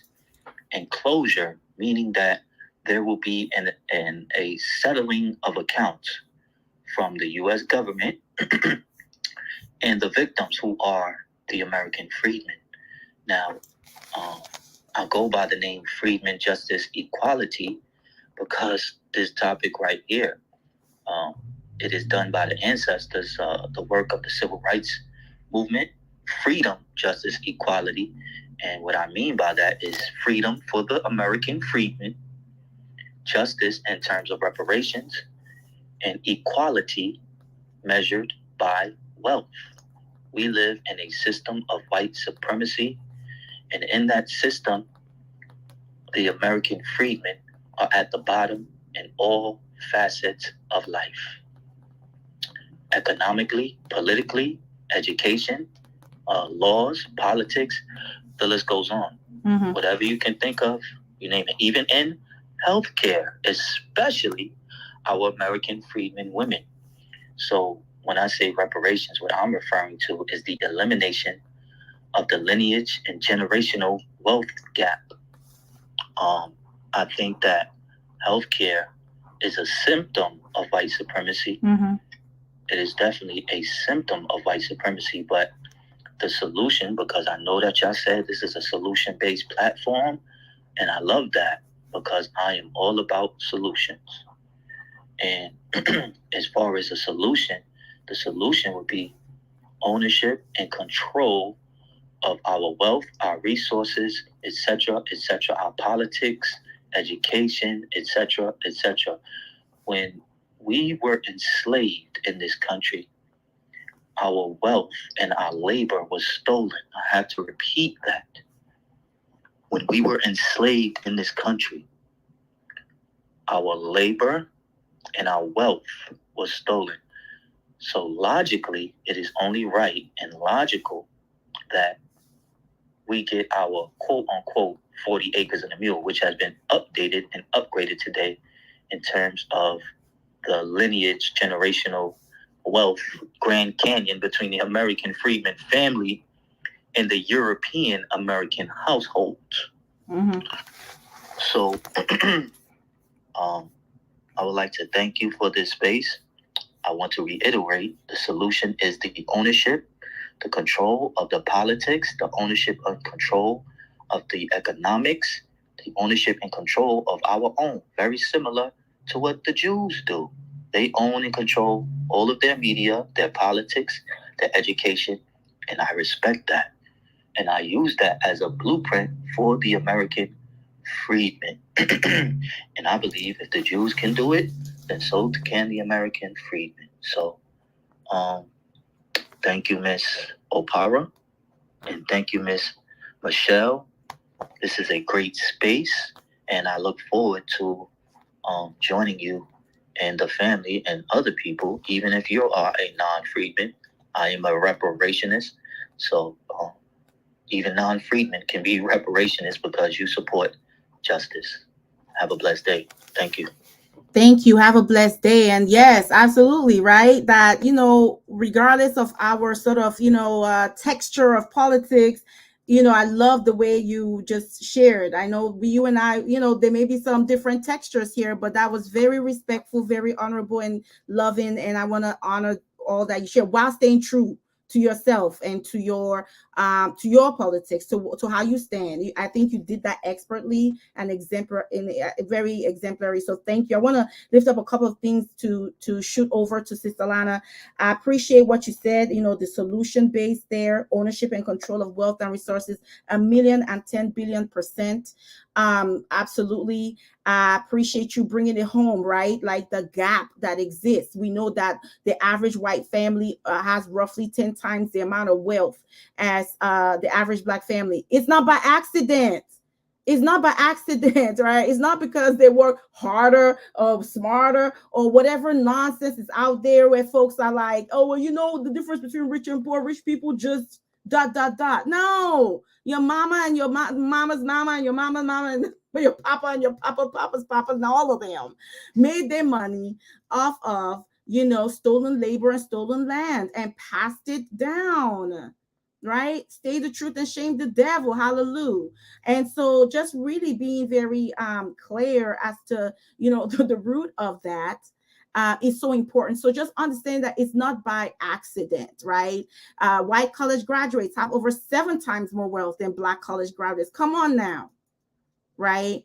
So making that quote unquote so-called American dream equitable demands that the same U.S. government that denied wealth to Black folks restore that deferred wealth through reparations. And I think you pretty much said that beautifully, and I appreciate that. And that, again, naming the lineage generational wealth, I appreciate that. And absolutely, I'm so glad you said that. I'm so glad you said what you said around health disparities. This is disproportionate poor health outcomes that are experienced by our communities are simply symptomatic of white supremacy, period. Period. So yes, and yes. So with that, Sister Llana, I know your hand has been up. You had some thoughts you wanted to share.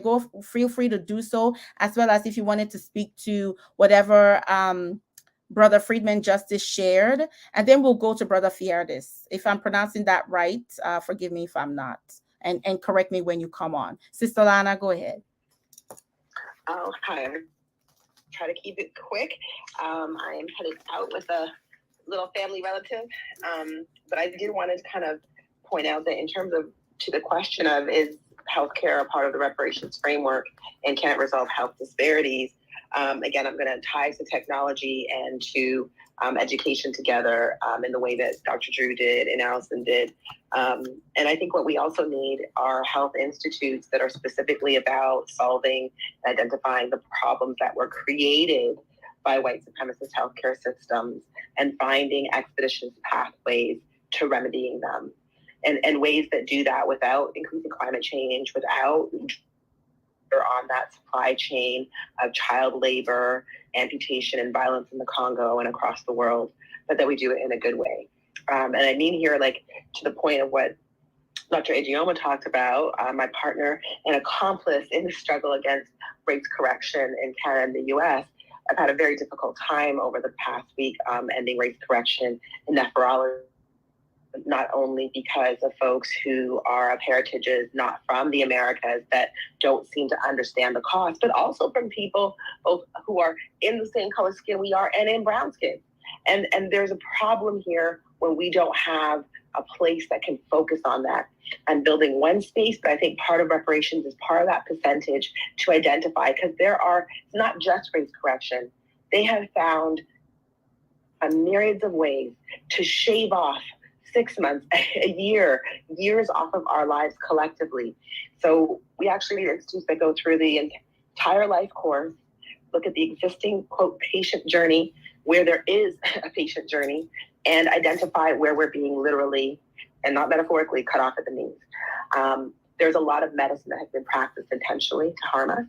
I was absolutely this week when I received an email from a continental brother who's a physician and nephrologist, and who who basically just, for the lack of any kind of decorum, shat all over the struggles of the transatlantic and what has happened even in the continent, because they're so busy and so engulfed in internalized racism, they can't even support and forward their own communities.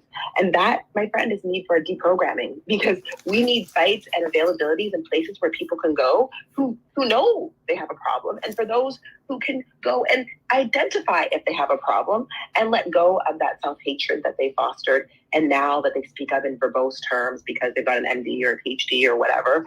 Nothing worse than a person that dislikes themselves who's well educated. And we know that across the Caribbean diaspora, across the African American diaspora, across the continental, we have many of our peoples, our children, our elders, who have been forced and encouraged to dislike themselves and to berate their own communities.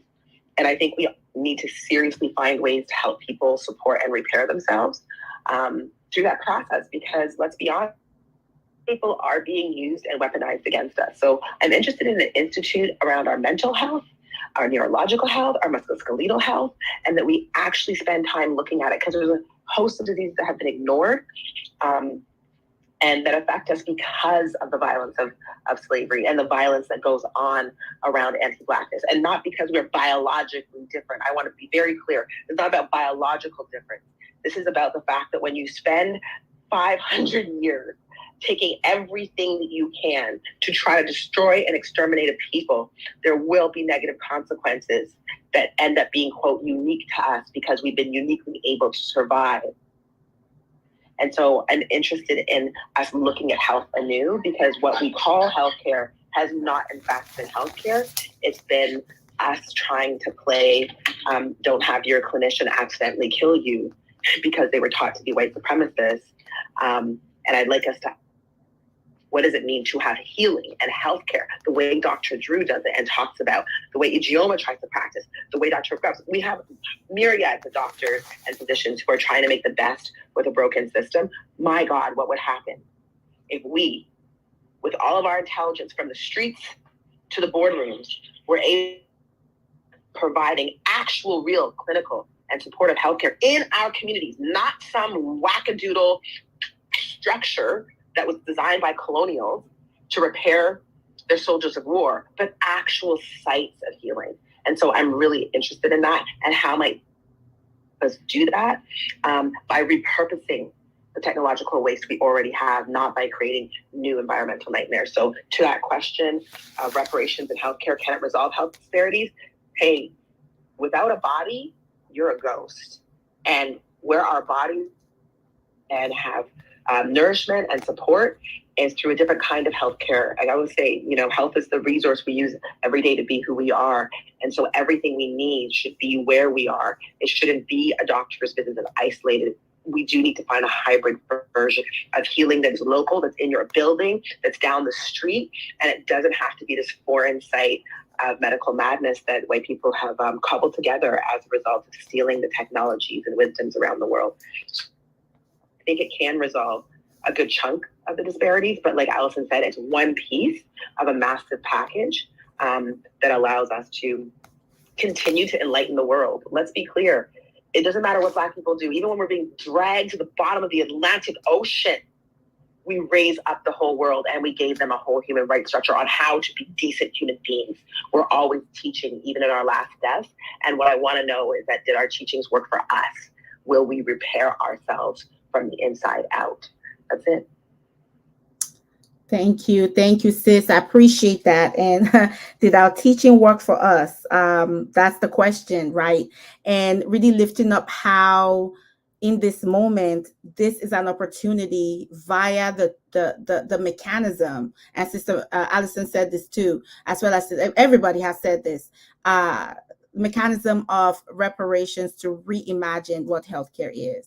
And again, Sister Allison said this, the paper that again is one of the resources and references, which again, please reference the Jumbotron. Lots of resources and references have been posted up there. Thank you, Sister Allison, for lifting up HR 40, the legislative work that's being done on the federal level to bring about reparations.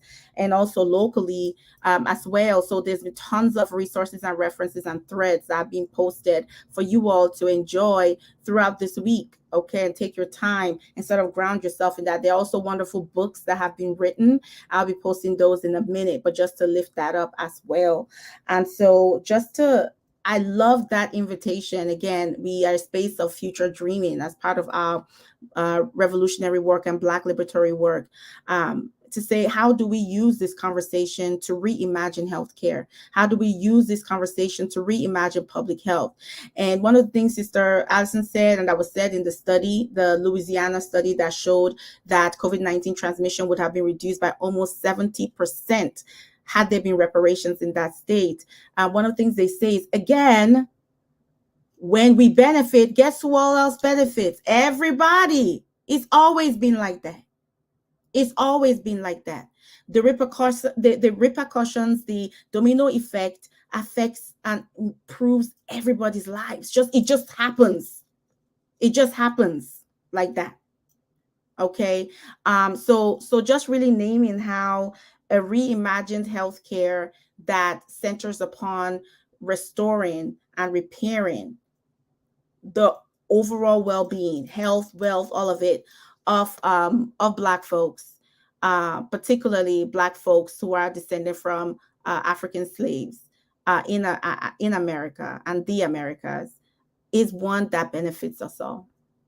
So I appreciate that invitation to Future Dream. Let's go to Brother Fiardis. And Brother Fiardis, let me know if I mispronounced your name there. Yeah, that's good. Is that good? Okay, please go ahead with your contribution. Peace, everybody. Peace, everybody. Peace to the room, to the space. I want to be kind of quick. Some quick points about your topic. I may be at the end or at the tail end of the conversation, but I mean, I can still carry it because this topic has been heated ever since. And now it seems like everybody wants to jump in to give their piece, not of those that were descendants in this country that built the country, but other types of folk, groups of people. But let me just say this. When you think about reparations, I mean, the healthcare part, that will probably be like maybe one of the, on a pie chart, maybe one of them. But let me just get to the groundwork of what reparations is in this country. It is for those that became freedmen who went through all the above as far as chattel slavery and still were denied their status, because freedmen is a status. It is incumbent that people know what this is. And this is why the sister Ready for Black Lives, I think, when you were talking about the race and how they treated themselves to have everything, to take away from somebody else, that's what they have done as far as race itself. Race is not really what you would think as far as like the ethnics of people. They wanted to be in a race, but told us to be Black race. They wanted to be in a race to get all the intricacies of life, quality of life, but take away our life.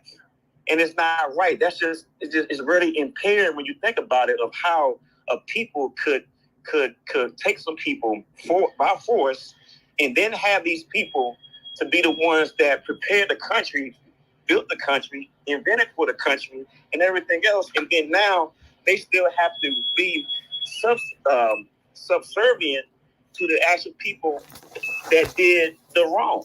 So we had to really go back to identifying what is and what's not. So let me just break it down to you, and I don't want to be too long. When you say freedmen, it's just like this right here in this country. Please take this. When you are an architectural engineer, you are now qualified to carry on, to get a job, to be of the expertise of carrying out what you studied in school. But what you want now, you are a graduate, all right? When you are a graduate, that means that you have completed undergraduate courses. But you should not be called an undergrad of that school. You should be called a graduate because you studied. That's what reparation deals with. You got to acknowledge me for who I am and what I achieved. really, we, like I say, the freedmen, the American freedmen, we achieved the Civil War. Because if it wasn't for the freedmen, the country would probably still be Confederacy and everything else. So those 4 million, the 200,000 that fought for the country itself, we did that. And it comes back to the 13th, 14th Amendment, 15th Amendment, the Civil Rights Acts that we started, that we fought for. And then it became polluted because they overthrew this back in the 19th century. So we have a problem where we got to get back to the education of understanding where we are in this whole thing, in this scheme of reparations, so that we can get ourselves back together and understand that reparation is not just some check. It's not going to be some one-time thing. It's going to be a multi-generational, where you would, just like somebody who gets hit by a car and their car goes down, their body goes down, that means that what? They're broke. And when they are broke, they have to get themselves what? Repaired. And it takes time. It is not going to be some check you give me from next week or the next day. No, it's going to take some time, or how long it's going to take me, for whoever, how I feel like it, for me to get myself back together again. That's healing. And that's acknowledging who I am and what happened. That goes by what? That goes by the pretense of what is governmental. It is laws. It is accountability, stuff like that. So we have to really understand that without all these things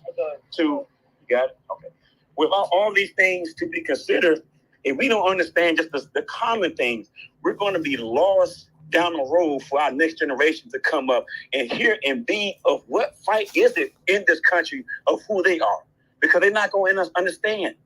So education is very important, and I can be another topic longer than this, but I just wanted to give that piece, because we got to start identifying the most common things, and we can be smart all day, but don't get too smart where you start becoming stupid about what reparation is. Repair before reparations. All right.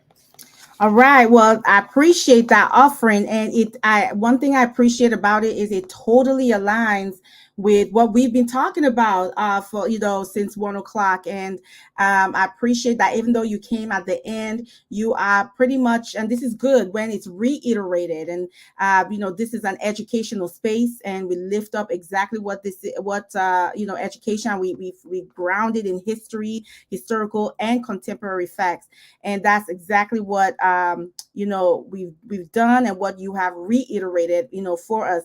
And Brother Friedman Justice earlier pretty much broke it down. I really like the way that he gave us a framework: acknowledgement, redress, and closure, which is what you have lifted up too. And you also lifted up another piece that's very important that we talked about in this conversation: the fact that it's multi-generational. It's not a one-time doozy. We also challenged ourselves to think outside the box. It's not just about cutting a check, like you said. And so I'm glad that you reiterated that. It's also holistic. We got to talk about government and laws and policy and so many pieces there. And so I appreciate you bringing and reiterating these points that, though were made earlier, is important to repeat. Repetition is part of learning, and it's important to repeat and from different voices, and that just strengthens the argument. So thank you again for that, Brother Fierdes. I want to invite Sister Michelle. Is there anything you want to respond to what Brother Fierdes said? And then we'll move to Abhinav, Dr. Day, and then Cash Gaines. Go ahead, Sister Michelle.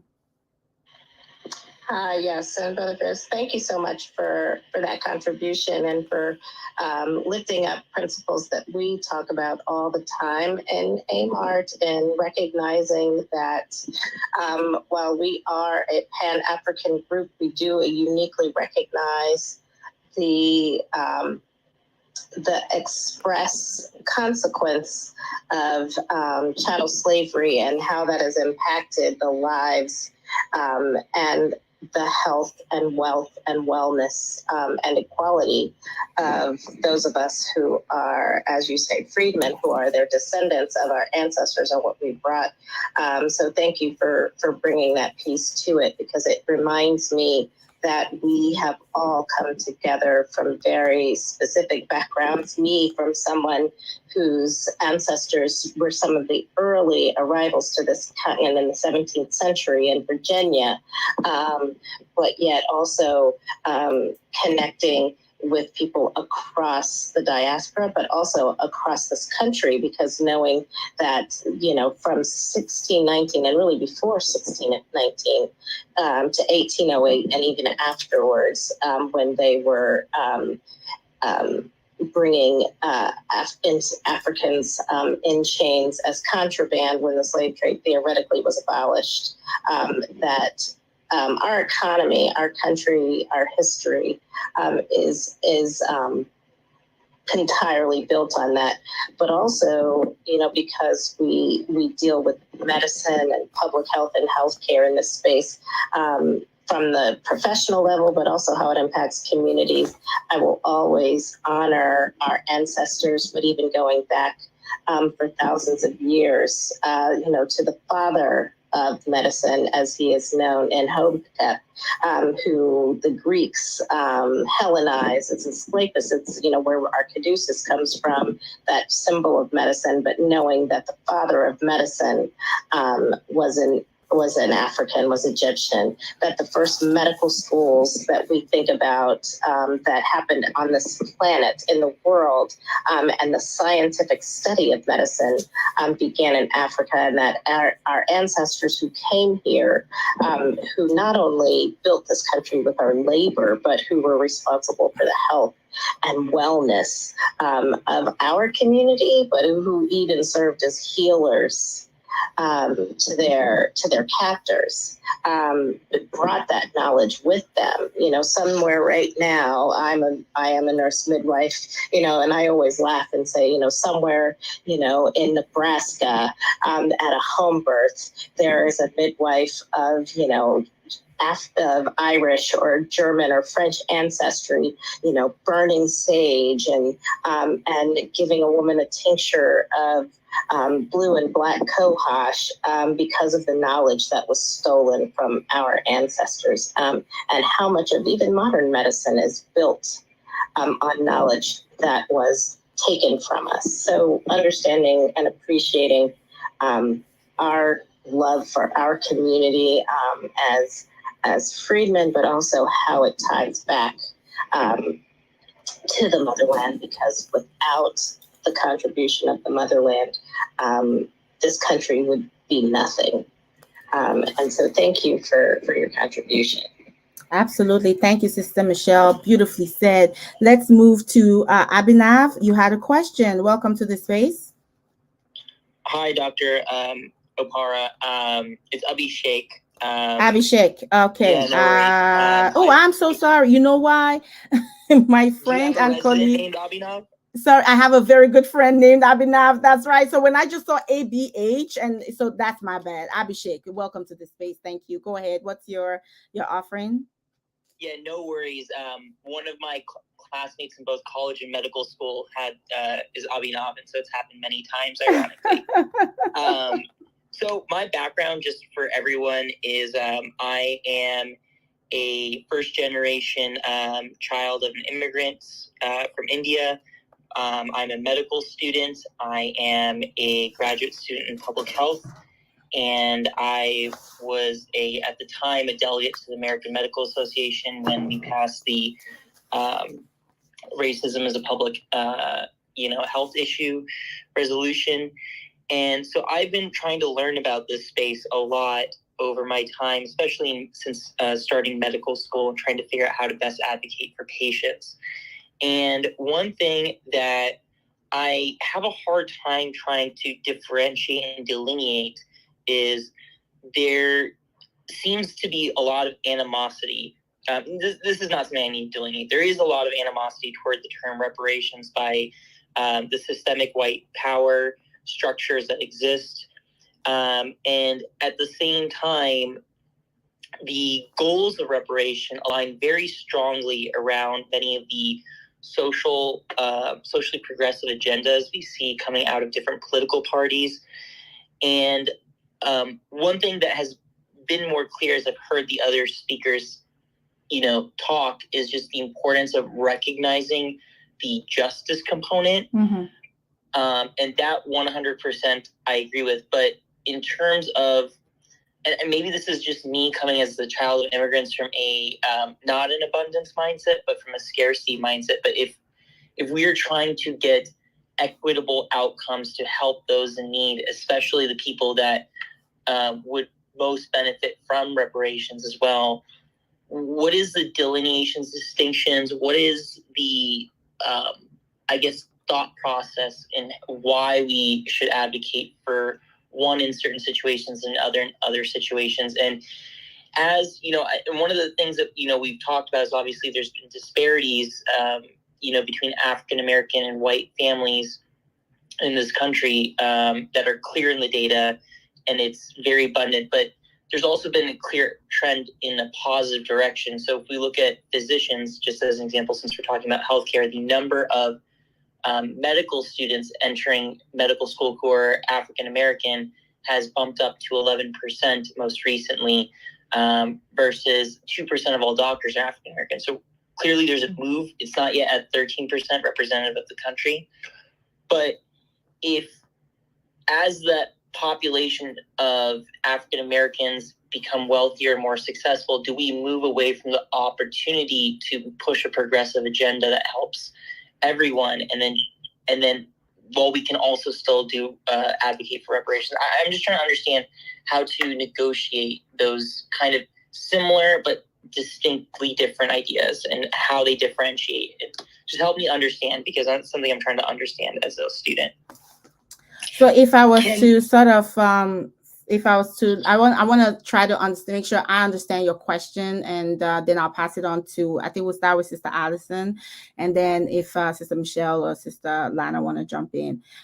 So if I understand your question, Abhishek, is to say there are two questions. One is there seems to be a lot of overlap between the cause for reparations, and in terms of like the rationale, remove the word reparations, but like there's this rationale for like, yeah, equity and, everybody, let's get everyone on equal footing type of conversation. So between the folks that are talking about reparations and then this social progressive movement, okay, except for when you actually use the word reparations, and then there seems to be friction and resistance from that white majority, right predominant progressive movement. So how do I reconcile these things, these two things, when there seems to be a lot of overlap and common interest, however, resistance when you start to talk about reparations? So that is question one.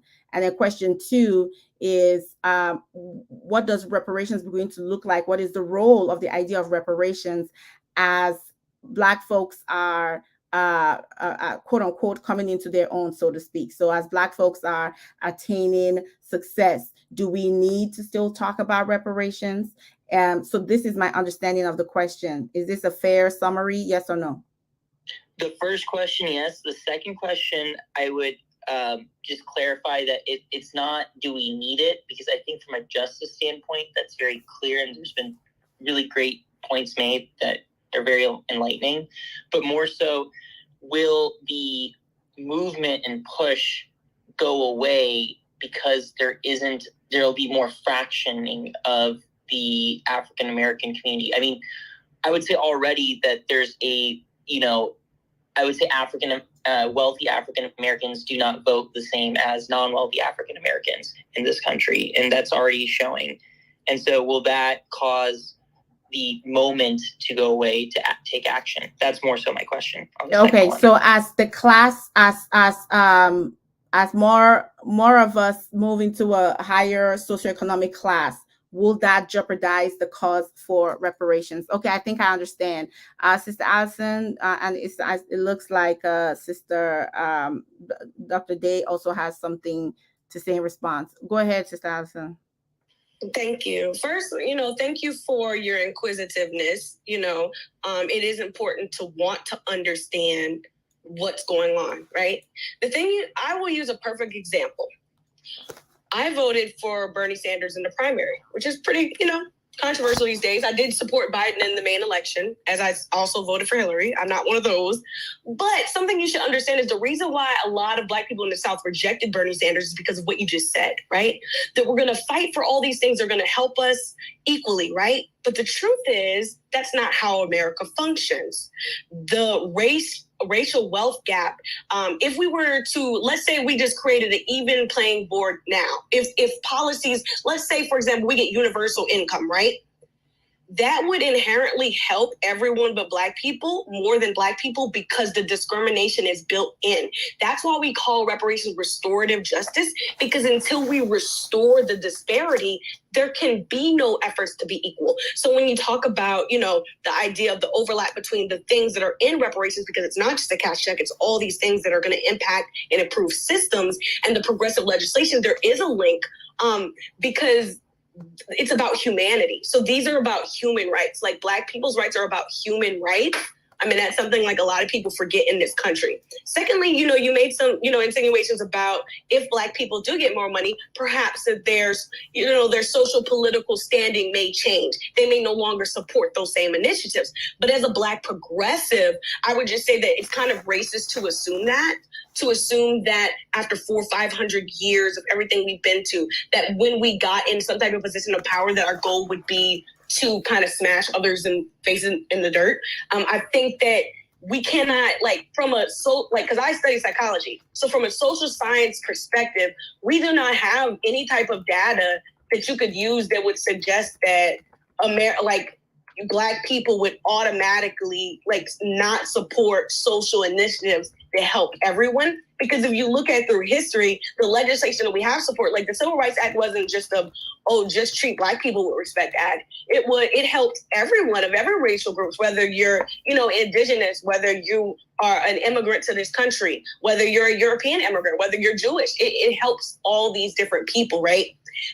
Basically, if you look at history and not have fear control the conversation, if you look at actual history, all that Black Americans have ever done is advocate for policies that help everyone, and helping the poorest, lowest income Americans, because white Americans make almost 10 times the wealth as Black Americans. So I also got to push back a little bit on the things are getting better because they have Black doctors stick.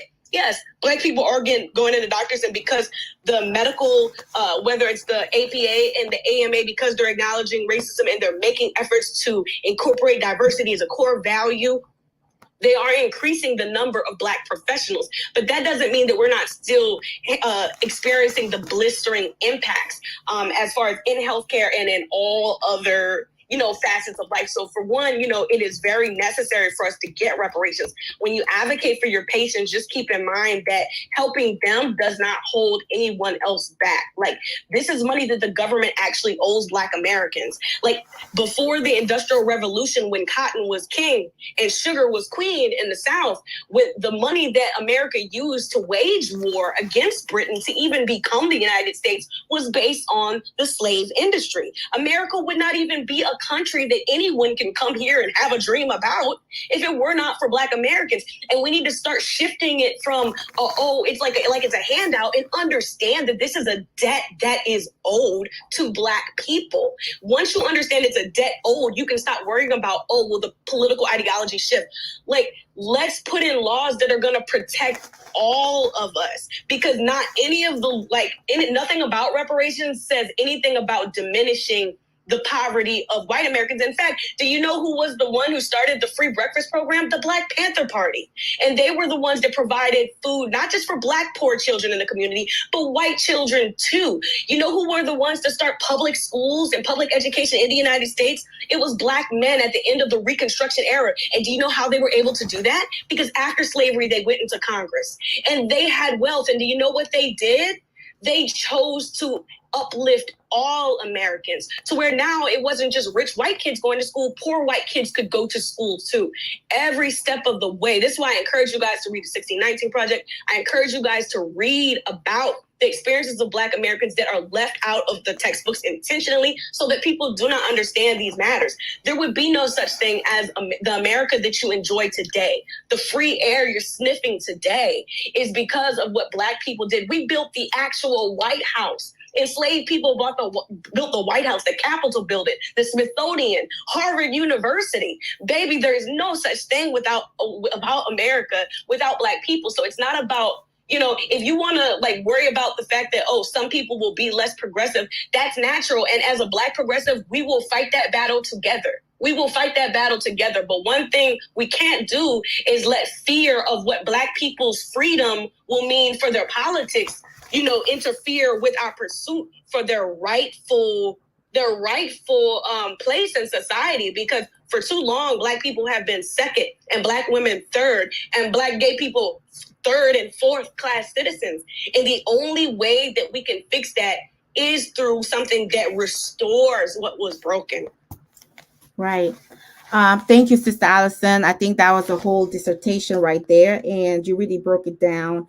And, you know, I really appreciate you bringing us back to Reconstruction, right? Because all those Black folks that voted for public education and all those resources that we're currently enjoying were doctors, and they were Congress people. Like you said, there was high rates of wealth in the community after Reconstruction that immediately invited the backlash, and we know the story. So just really naming that at the end of the day, I don't know, Abhishek, where what data you're referencing in terms of how Black rich people or Black wealthy people vote versus Black poor people. And I would love if you could share that. We could put down the Jumbotron and the source and the citation so that we know in what ways that Black folks voting pattern according to class informs that thought process. So also want to lift up that Black folks, even as doctors, we still have incredible wage gaps, right? We still earn, up to between $50,000 and $100,000 wage gap between Black doctors and white doctors, especially when you compound gender. So white male doctors earn so much more than Black female doctors. So there is a lot there. There's a lot of nuance that needs to be unpacked to avoid sort of any assumption. And so many of us are still very invested in redistributive justice and redistribution of wealth and vote accordingly. And so very important points. I saw Dr. Day's hand was up. Dr. Day, you're going next anyway, but it sounded like you had something to respond to what was lifted up. Yes, and it fits in with what I was going to say anyway. So I think one of the things, Abhishek, also is that do not assume that progressives necessarily vote in the best interests of Black folks. I just point to Kirsten Sinema, and I don't think you need to go any further than that there is a progressives, as they describe themselves, white liberal progressives, do not vote in our interest and do not hold our interest up. And so they are not the same as Black liberal progressives or Black progressives. The healthcare as reparation has to be a thing, okay? It simply has to be a thing. And Abhishek, you brought up that, yes, we are admitting more medical students, more Black medical students now than we ever have before, but we are also kicking them out of residency at a far higher rate than we are any other group in residencies. So even in medical school, but that is a really huge thing that is going on lately. And that is coming into the forefront more often. So even though there may be some inroads in some ways, it doesn't mean that we're necessarily coming out on the other end and maintaining in those professions. We are still, and this is where the ties into some of the things that Allison was speaking about. Yes, in Louisiana, access is an issue is a driver for Black maternal mortality rates. But I'm in California, and we don't have those access issues. And we still have much higher rates of mortality amongst Black birthing people and their babies than we should, and then we do for white birthing people and their babies. And that tells us that it is not about access. And the studies tell us that it is not just about access, nor is it about class. Because controlling for class, there is still no improvement in our outcomes when it comes to health. So when we're talking about disparities, we're not also just talking about outcomes. When we're talking about equity, we're talking about the experience as well. And if you look at experiences of birthing parents, when you look at the experiences of Black folks in the healthcare system, we are not on an equal playing field at all. So yes, it has to go back to, I think, reparations in terms of healthcare needs to be tied to reparations in terms of education, because that's how the pipeline. And it is very clear that outcomes for our African-American folks here are improved when they have physicians and midwives and nurse practitioners and physician assistants who look like them. So it's all connected. And being on the other end as a senior faculty member in a medical school, we still got work. We've still got a lot of work to do. 100%. I appreciate you, Dr. Day. Abhishek, thank you for that question. It invited a lot of good thinking, and hopefully it did respond to your questions. And again, lots of references on the Jumbotron for you to consume and continue to learn and grow. As you said, you're seeking to understand. So that will help you with that understanding.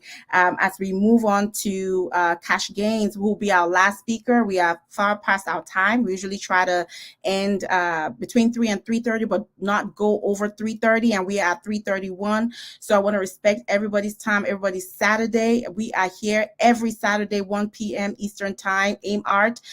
We cover everything as it relates to how do we, through a pro-Black liberatory lens, eliminate anti-Black racism from medicine, healthcare, and public health.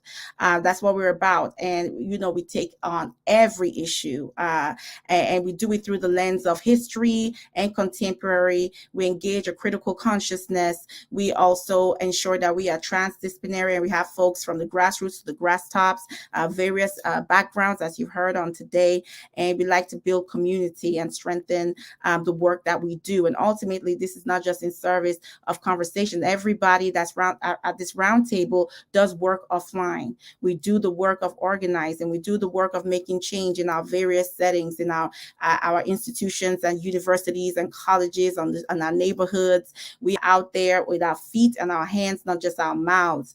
And so we bring that lived experience to these conversations, and we ground it in the Black and diaspora scholarship to inform the work of really making change. And so I just want to encourage you. We'll be here again next Saturday, 1 p.m. as always. And I'm really excited. I want to say next, and you'll be getting more tweets about it, but our guest and our roundtable to next week is going to feature a special guest who has just written a book, which again, just stay tuned. You'll be here getting all those tweets out, and she'll be here to really bless us. I believe it's called clinical. Let me see. I'll tell you I don't want to embarrass myself by giving you the wrong name, but I will be tweeting out shortly. I'll also be tweeting out a couple of books on reparations for those who are readers, and you can also get it as audibles, right? To educate yourself. And again, in this space, we like to cultivate the knowledge amongst ourselves. So if you have any books, you have any podcasts, you have any lectures, anything on YouTube, or, from veritable, credible sources, okay? I can't say this again. We are not in the business of dis and misinformation. It's got to be grounded in the scholarship, in our scholarship, okay? So veritable sources, Black scholarship, Afro diaspora scholarship, about this work, anything you think is important, go ahead and share with me. I like to vet the information before I send it out, because I have to be responsible for what I tweet out to ensure that it is credible, as a responsible sort of steward of this space. And so with that being said, we are going to move to our last speaker, who is Cash Gaines. And family, you're welcome. Go ahead and drop your offering. Peace to the room. Thank you for allowing me to speak. I'm a reparationist through and through, and a freedman on both sides for context of the conversation, meaning that my father and my mother are both eligible for reparations. I wanted to first make it clear to people that there was a Japanese reparations claim paid in the 1940s as well as the 1980s. We used that same writing to create HR 40. So we didn't have to, quote unquote, reinvent the wheel. Although HR 40 has taken 30 years, it is finally in Congress, so shout out to AA. But once it passes, we still have 18 months essentially before they suggest reparations proposals for the entire federal amount of us, which is 38 to 40 million. And we used the writing from HR 40 to create AB 3121, which is a task force to study reparations in California specifically, which is what I linked up above and wanted to speak to today. I have a few other notes, but I'm going to try to run through them quick since everyone's on their way out. I want to be very clear that reparations isn't necessarily tied to healthcare, but it's about unpaid wages for stolen labor. But people are starting to add on other things in order to kind of undo racism. And if it's going to be lineage-based, it's something I can get behind. So in California, if anyone takes a look at the link up above, this is the preliminary recommendation for future deliberation. They have a deadline of July 2023 for reparations in California to suggest legislation proposals.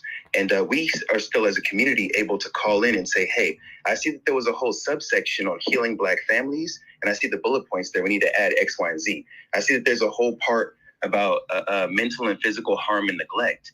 And it speaks about compensation and cost-free, culturally competent, medical care, being able to be compensated for forced sterilization, medical experimentation,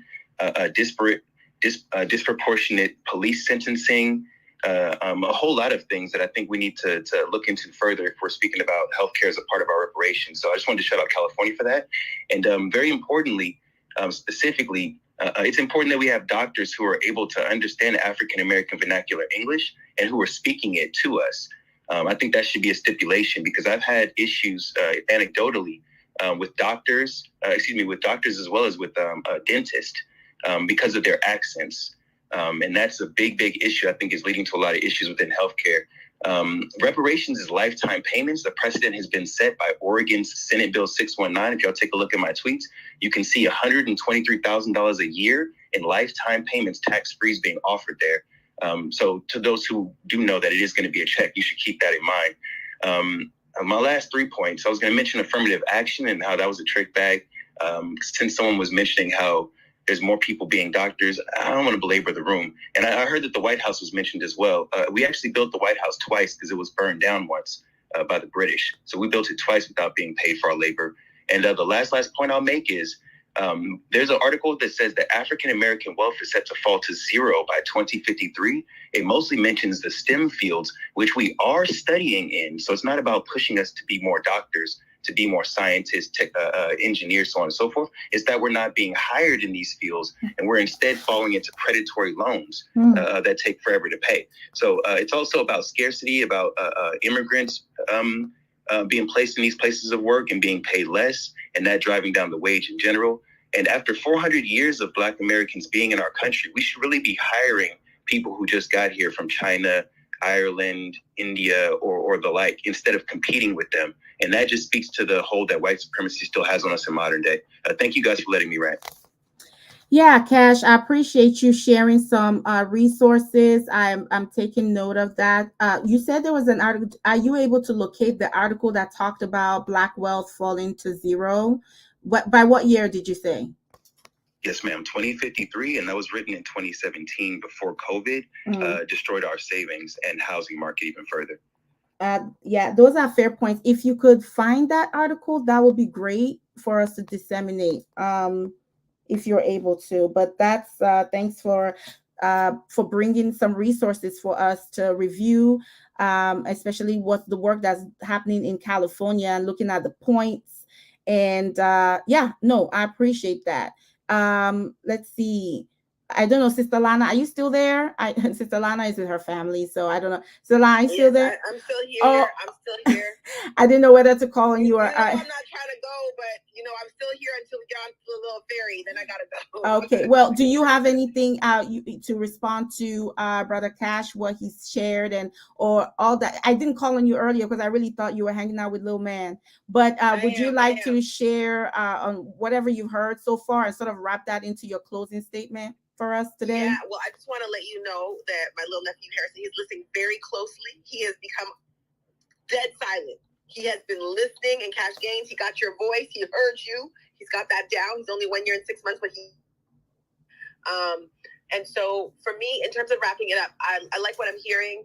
I'm also interested in learning a bit more, so I'm going to take a look at those resources because I'm always interested in how does this actually work, because I know that from my study of history, a lot of people were moved in and out of various plantations. So I'm just trying to figure out how do the freedmen who were moved onto the mainland back off, on again and back off, how do they get there? How does that work? And I'm wondering if the census information. Okay, that's interesting because people moved on and off the mainland because we didn't really get a lot of names. We just got descriptions and biometrics by scar on her face, left arm, that type of thing. So I'm not at all about slowing down this project. I'm just interested in how do we make sure that everybody gets every last cent back. And I like what the gentleman said when he said it is for us, because for you all, specifically in the United States of America, to be hiring people coming from other parts of the world, not for us to be getting hired by them exclusively, because that is kind of how it goes. For those of you who aren't familiar, if you look at off the mainland, and I refer to that as like the states into the Caribbean, into the rest, you will notice that that's an interesting phenomenon where the vast majority of slaves were deposited are now being taken over. One of the articles I shared, I don't know if you had a chance to post to the Jumbotron yet, points out that China is really aggressively buying up the entire Caribbean, along with others from Asia, and trying to reinstantiate the plantation, literally expropriate our land. But that is a struggle that is going on. So when I think about the movement on and off the mainland plantation and recovering those funds, channeled, because a lot of slave owners in the U.S. had, for the sister from Louisiana, Allison, you know damn well that a lot of the Louisiana plantation owners, their primary plantations were in Haiti and in the British colonies simultaneously. And so they were moving their money around and washing it just like they do with the Panama Papers and everything else. So I just want to make sure we get it all. Well, actually, in the reparations, if you go on HR 40, I encourage you guys to read the tentative legislation. But actually, the way it's set up, the government would actually be the one paying to explore your genealogy for you. So it wouldn't be your responsibility to prove that you're entitled to it. They would have that money allocated for us. And that's why I'm so interested in doing this study, because I feel like then it would answer a lot of these questions we have. And then once we have those questions answered, then we can move forward to just straight up accept it. We would have something in writing to say, this is what we want. These are our demands. No equivocating. Exactly. Mm-hmm. And then that would give an opportunity to remedy it. So I'm just really anxious it's only 1 year and I really just can't wait. Maybe I'll be an old lady when I see it, but I can't wait. I'm very excited. And I want to say thank you for all the people that have been doing this work. I know that we've all been doing this work who have lived this transatlantic nightmare and had tried to make it livable by constantly resisting, by staying who we are, by staying deeply and richly melanated, the best that we can in our minds and in our bodies. And I just want to lift up all the people who have struggled and who have died and who will not see those blessings come to pass, but to know that we continue to push for them, and that those reparations are tied deeply to restoring the environments that we have to live in. Because quite honestly, good people, I look at a lot of things to keep track and figure out what kind of work I want to be doing in my technology work and not contributing to the hellscape that they are terraforming. And we need to make sure we take that money and have a collective pot that is earmarked. I like that 1% or 0.3% thing where we are restoring the environments and the spaces that we're in. And I'm not even playing here. We need to get our own little spaceships because they are gutting this place, and we have to steward it. We have to recuperate it as best we can, but we also got to get up in the air because we see the mess that Russia and the US are making. And I'm thinking about a Black comedian some years ago who made this joke about white people messing up the planet. They trying to get off and leave us here. And he had the whole beatbox, and he was like, but here we come up in space, and we're going to roll up right beside you, and we're going to hold that too, because this whole solar system, we are the first peoples. That is who we are, of this solar system, and we're here to take care of it. So keep in mind that money ain't gonna help us, education ain't gonna help us if they get to keep doing what they're doing. And I'm telling you, they are dropping our oxygen quotient. They have tore us a hole in the universe. They are making the sea turn red, and they are poisoning our fresh water and making the forest burn. So when we get that money, we got to make sure that we can put a firewall, because they're destructive. They are destructive. And we know white people. We know that dark mind. We know that they will burn down and come for us, Grenada us, Tulsa us, Katrina us, any chance they can get. So for those of you who are the authors of this, I thank you, because my hand is not on that pen, but I am working here in the background doing what I can in my own little way, but that we remember that they've done it before. They don't like to lose, even though that's the place they work from.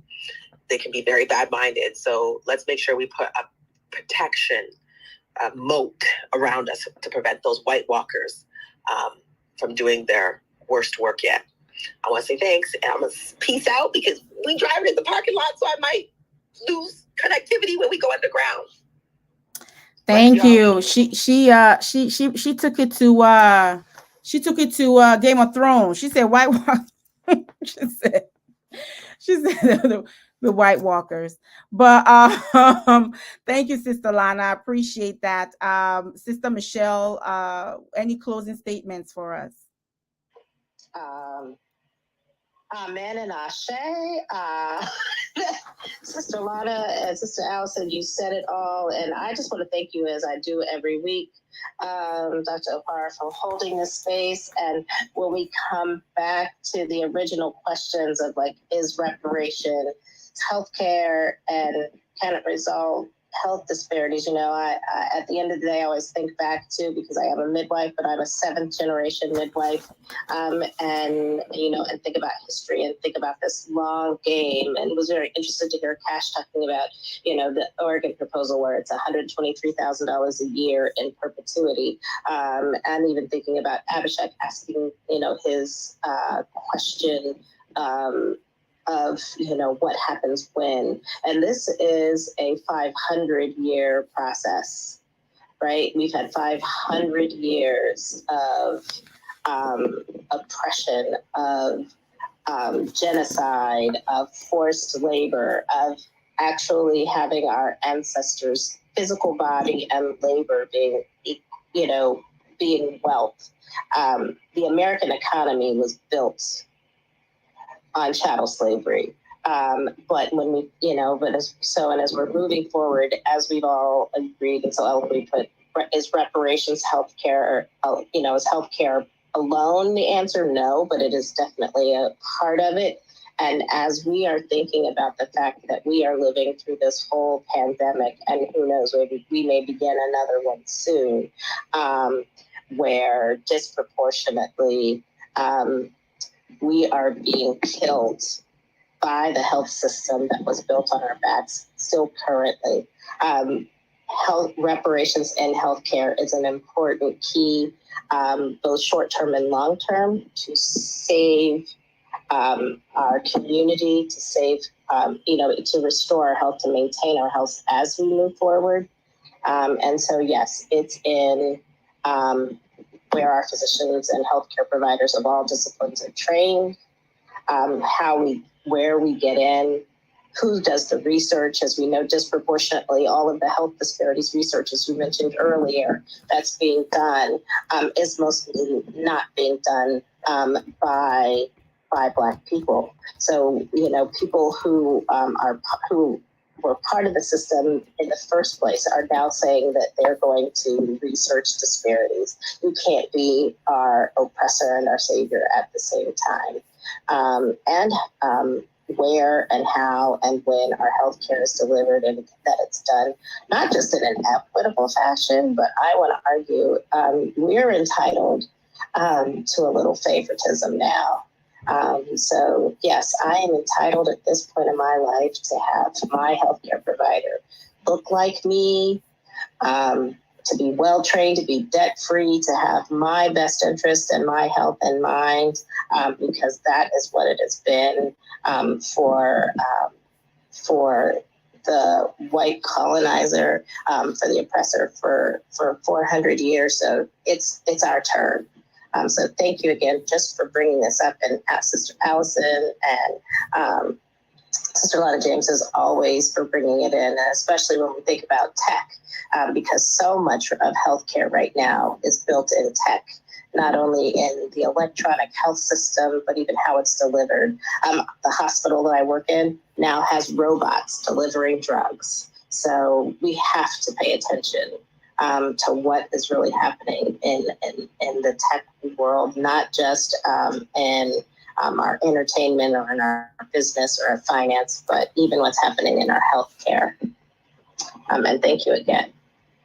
Thank you. Thank you, Sister Michelle. And finally, Sister Allison, what are your closing remarks, ma'am? Well, thank you for everybody, sticking around and listening to us have this wonderful conversation about reparations. I think that even though reparations is about restorative justice, it's about fixing past injustices, it's also acknowledging that fixing those past injustices will improve our present and the prospects for our future going forward. So of the fundamental questions, is reparation healthcare? Yes, it is, because it's also mental healthcare. So when we talk about healthcare, I'm always going to be reminding you guys, it's not just about your heart and your lungs. It's about your mind. It's about your relationship to your community, your family, yourself, how you feel, what you think is standing in your way, or all the things that we have endured, the systematic disenfranchisement that Black people from all walks of life experience. I think that even though we're talking about something that's very, can sound a little down, like, wow, all these disparities, understand that restorative justice and reparations is the silver lining. Because once we accomplish that goal, then all of the things that we have noticed all along that were wrong, we can finally be empowered to fix and solidify systems so that future generations will not have to keep fighting the same fight. So thank you, everyone. And thank you for allowing me to speak and inviting me, Dr. Ijeoma, and the co-host, Dr. Michelle, and Reading for Black Lives. I forgot your name. I'm so sorry. But thank you. I appreciated listening to everything you had to say as well today. And thank you for your question from the audience. I just hope you guys have a great day. And if you're a writer, just, shameless plug, I am the co-founder of Writers and Editors of Color. We help each other engage in mutually beneficial networking opportunities. I started off just an average person that didn't really write as much. Now I write full time, and I got published on Oprah Daily. So we, amplify one another. And if you would like to join us, we meet on Sundays at 12 p.m. Eastern, where we talk about writing. And then on Tuesday, we're talking about voting rights. So if you're interested in that, holla at me or follow me and you'll see what's going on. Thank you. Yes. I'm just throwing a couple of things on the Jumbotron real quick so that y'all can check it out. We are nothing if not over-resourced a lot of times. And I just encourage you all to ensure that you are reading and you are learning, because again, we want to ground all that our work in the scholarship. Okay. Our ancestors, our family members have done the hard work of excavating these, unpacking this to help us understand, rooting it in the history. And it is for us to ensure that we are doing that work of continuing that thread, right? Reading and understanding, and then using that knowledge to inform our activism, our organizing, and why we can succeed, right? How we build those successful, effective strategies and tactics. And so I want to thank folks for this space. This has been very informative and invigorating. I want to appreciate the folks that came on even into the room that may be of a different sort of approach to this conversation, but were extremely respectful and kind and informative, right? Educational. They provided information and just and stayed true to who they are, but in a way that was very collaborative. And I want to really lift that up and celebrate that if they're still in the room. So I want to thank you. I want to shout out Gail Taylor. I know that you wanted to speak. Unfortunately, we do have to close. We're way over time, but you are very welcome to come back next weekend. We're here every Saturday, 1 p.m. Eastern time. Same for anybody else who couldn't come up to speak, and you are very welcome to do that. And with that, I want to again, while I'm speaking, encourage you to go up to the Jumbotron and help yourself to the information that has been shared. I just shared a book by Darity. His name is William Darity. I believe he's William. Let me not say the wrong thing here. I apologize. I'm just pulling up. That would be what's his name again? Let's just say Dr. Darity. Can we just say that? Okay. William Darity. I was right. William Darity Jr. of Duke University, whose book, From Here to Equality, Reparations for Black Americans in the 21st Century, really advances a vision of reparations as a program of acknowledgement, redress, and closure for a grievous injustice. Now, that should sound familiar to you, right? Because Freedman Justice, one of the folks that came up, one of the brothers that came up on stage, talked about that acknowledgement, redress, and closure, isn't it? And a powerful sister in this fight, Dr. Michelle Morse, who is now New York City's first Chief Health Equity Officer, wrote an article in the Boston Review, which I'm about to tweet out and post on the Jumbotron, where she used that, right, as a framework for looking at reparations in healthcare.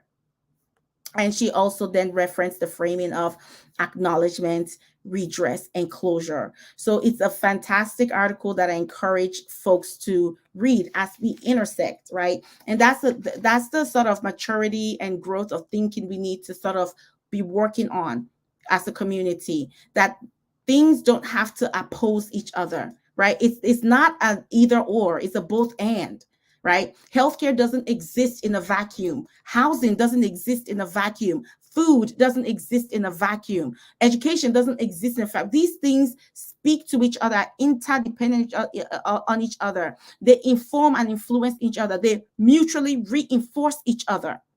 We have to gain that sort of, critical level of consciousness. You can't talk about one without talking about the other, and you got to name those things so that we can then be clear about what we're impacting when we design policy, when we design legislation, when we design strategy, when we organize. Okay, this is a very important note that I really want all of us to get better at. And I say that in response to, there was a reflection earlier, an offering earlier that talked about, reparation has nothing to do with healthcare. It has everything to do with healthcare, just like it has everything to do with housing and food and wealth. These things are not, they don't occupy, they're not in silos. They're all interrelated, but it's important that we name them so that they're not missing from our analysis and from our interventions or our strategizing. You see what I mean? And that's why it's important that we name reparations as healthcare, in this moment. And thank you, Sis Allison, for just stating that the answer is yes. And it absolutely can resolve health disparities. We had a large study, a well-done study that showed that in the case of COVID-19 in Louisiana. So the answer is yes. And I'm sure that we can show the same when it comes to hypertension. We can show the same when it comes to diabetes. We can show the same when it comes to cancer. We can show the same when it comes to autoimmune illnesses, asthma, COPD, and the list goes on. We can show that. So health justice and conversations of health equity and health justice, it is critical, right? It is absolutely critical that we are naming reparations in that conversation. And the beautiful thing is that we have brothers and sisters, siblings, family who have done the work of figuring out how that may look like, following the path of those who have come before us, isn't it? So I just really want to lift that up. And I think that is a very important sort of takeaway from this conversation that we find ourselves in this moment. And that as we go forward and we're talking about health equity and health disparities, do not be afraid or ashamed or embarrassed or hesitant to name reparations as a critical part of that conversation.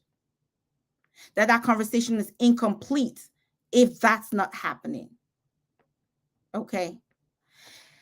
And I think the best way to close out this space is the conclusion from these brothers that wrote in the Brookings 2020 expert analysis, Brother Rayshawn Ray and Brother Andre M. Perry, Why We Need Reparations for Black Americans. I think their conclusion is a powerful way to close.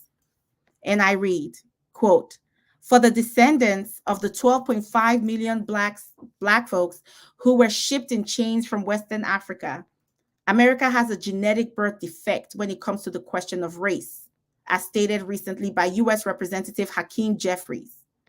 If America is to atone for this defect, reparations for Black Americans is part of the healing and reconciliation process.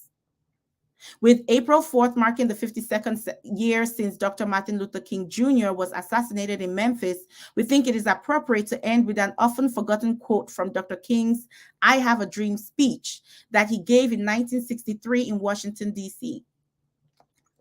This statement is still one of the unfulfilled aspects of this policy-related speech. And the excerpt goes like this. We have come to our nation's capital to cash a check. When the architects of our republic wrote the magnificent words of the Constitution and the Declaration of Independence, they were signing a promissory note to which every American was to fall heir.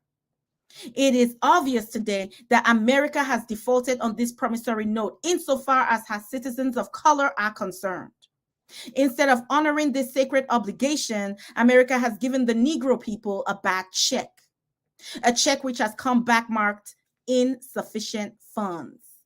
But we refuse to believe that the Bank of Justice is bankrupt. Given the lingering legacy of slavery on the racial wealth gap, the monetary value we know that was placed on enslaved Black bodies, the fact that other groups have received reparations, and the fact that Black folks were originally awarded reparations only to have them rescinded, provide overwhelming evidence that it is time to pay reparations to the descendants of enslaved Black folks. End quote. And that reparations, and this is me coming in, is critical to addressing racial health disparities and the poor health outcomes that impact Black communities in this country and frankly throughout the world. All right. So with that being said, I want to thank you all again for spending your Saturday afternoon with us. We hope that this space was valuable to you. I want to appreciate my beautiful sisters, Llana James, Allison Gaines, Dr. Michelle Drew, Dr. Day. I want to shout out my brothers that came on stage earlier. I want to shout out medical student Abhishek, future doctor Abhishek, and everyone that was here listening, participating, tweeting, sharing. We hope that the numerous references and resources that have been shared will not go to waste, that you will enjoy them, you will read, and you will learn, you will ask questions, you will participate in conversations and discussions, and that it will move you to the actioning, right, in terms of your activism, your organizing, your influencing of your elected officials and representatives where you are locally and beyond, and that it will be part of your family curriculum, right, to influence your children, your nephews and nieces. Like Llana had her nephew listening in, and I usually have my kids around me, but they're with their grandparents right now. And that is part of that ongoing conversation around your kitchen tables, okay? And so with that, I'm going to close out the space.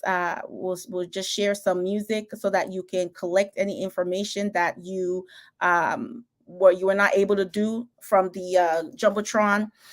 You can follow everybody in this space, follow and support each other, especially if the person is not in your field, right? We want to learn and build that transdisciplinarity. Follow folks, talk to folks, reach out to them, say hey in the DMs if that's available and accessible, and collect the information that's on the Jumbotron. And while you're doing that, I'll just play us some music and close out. And as always, go in peace, love yourselves, love each other. Okay, build community and build power.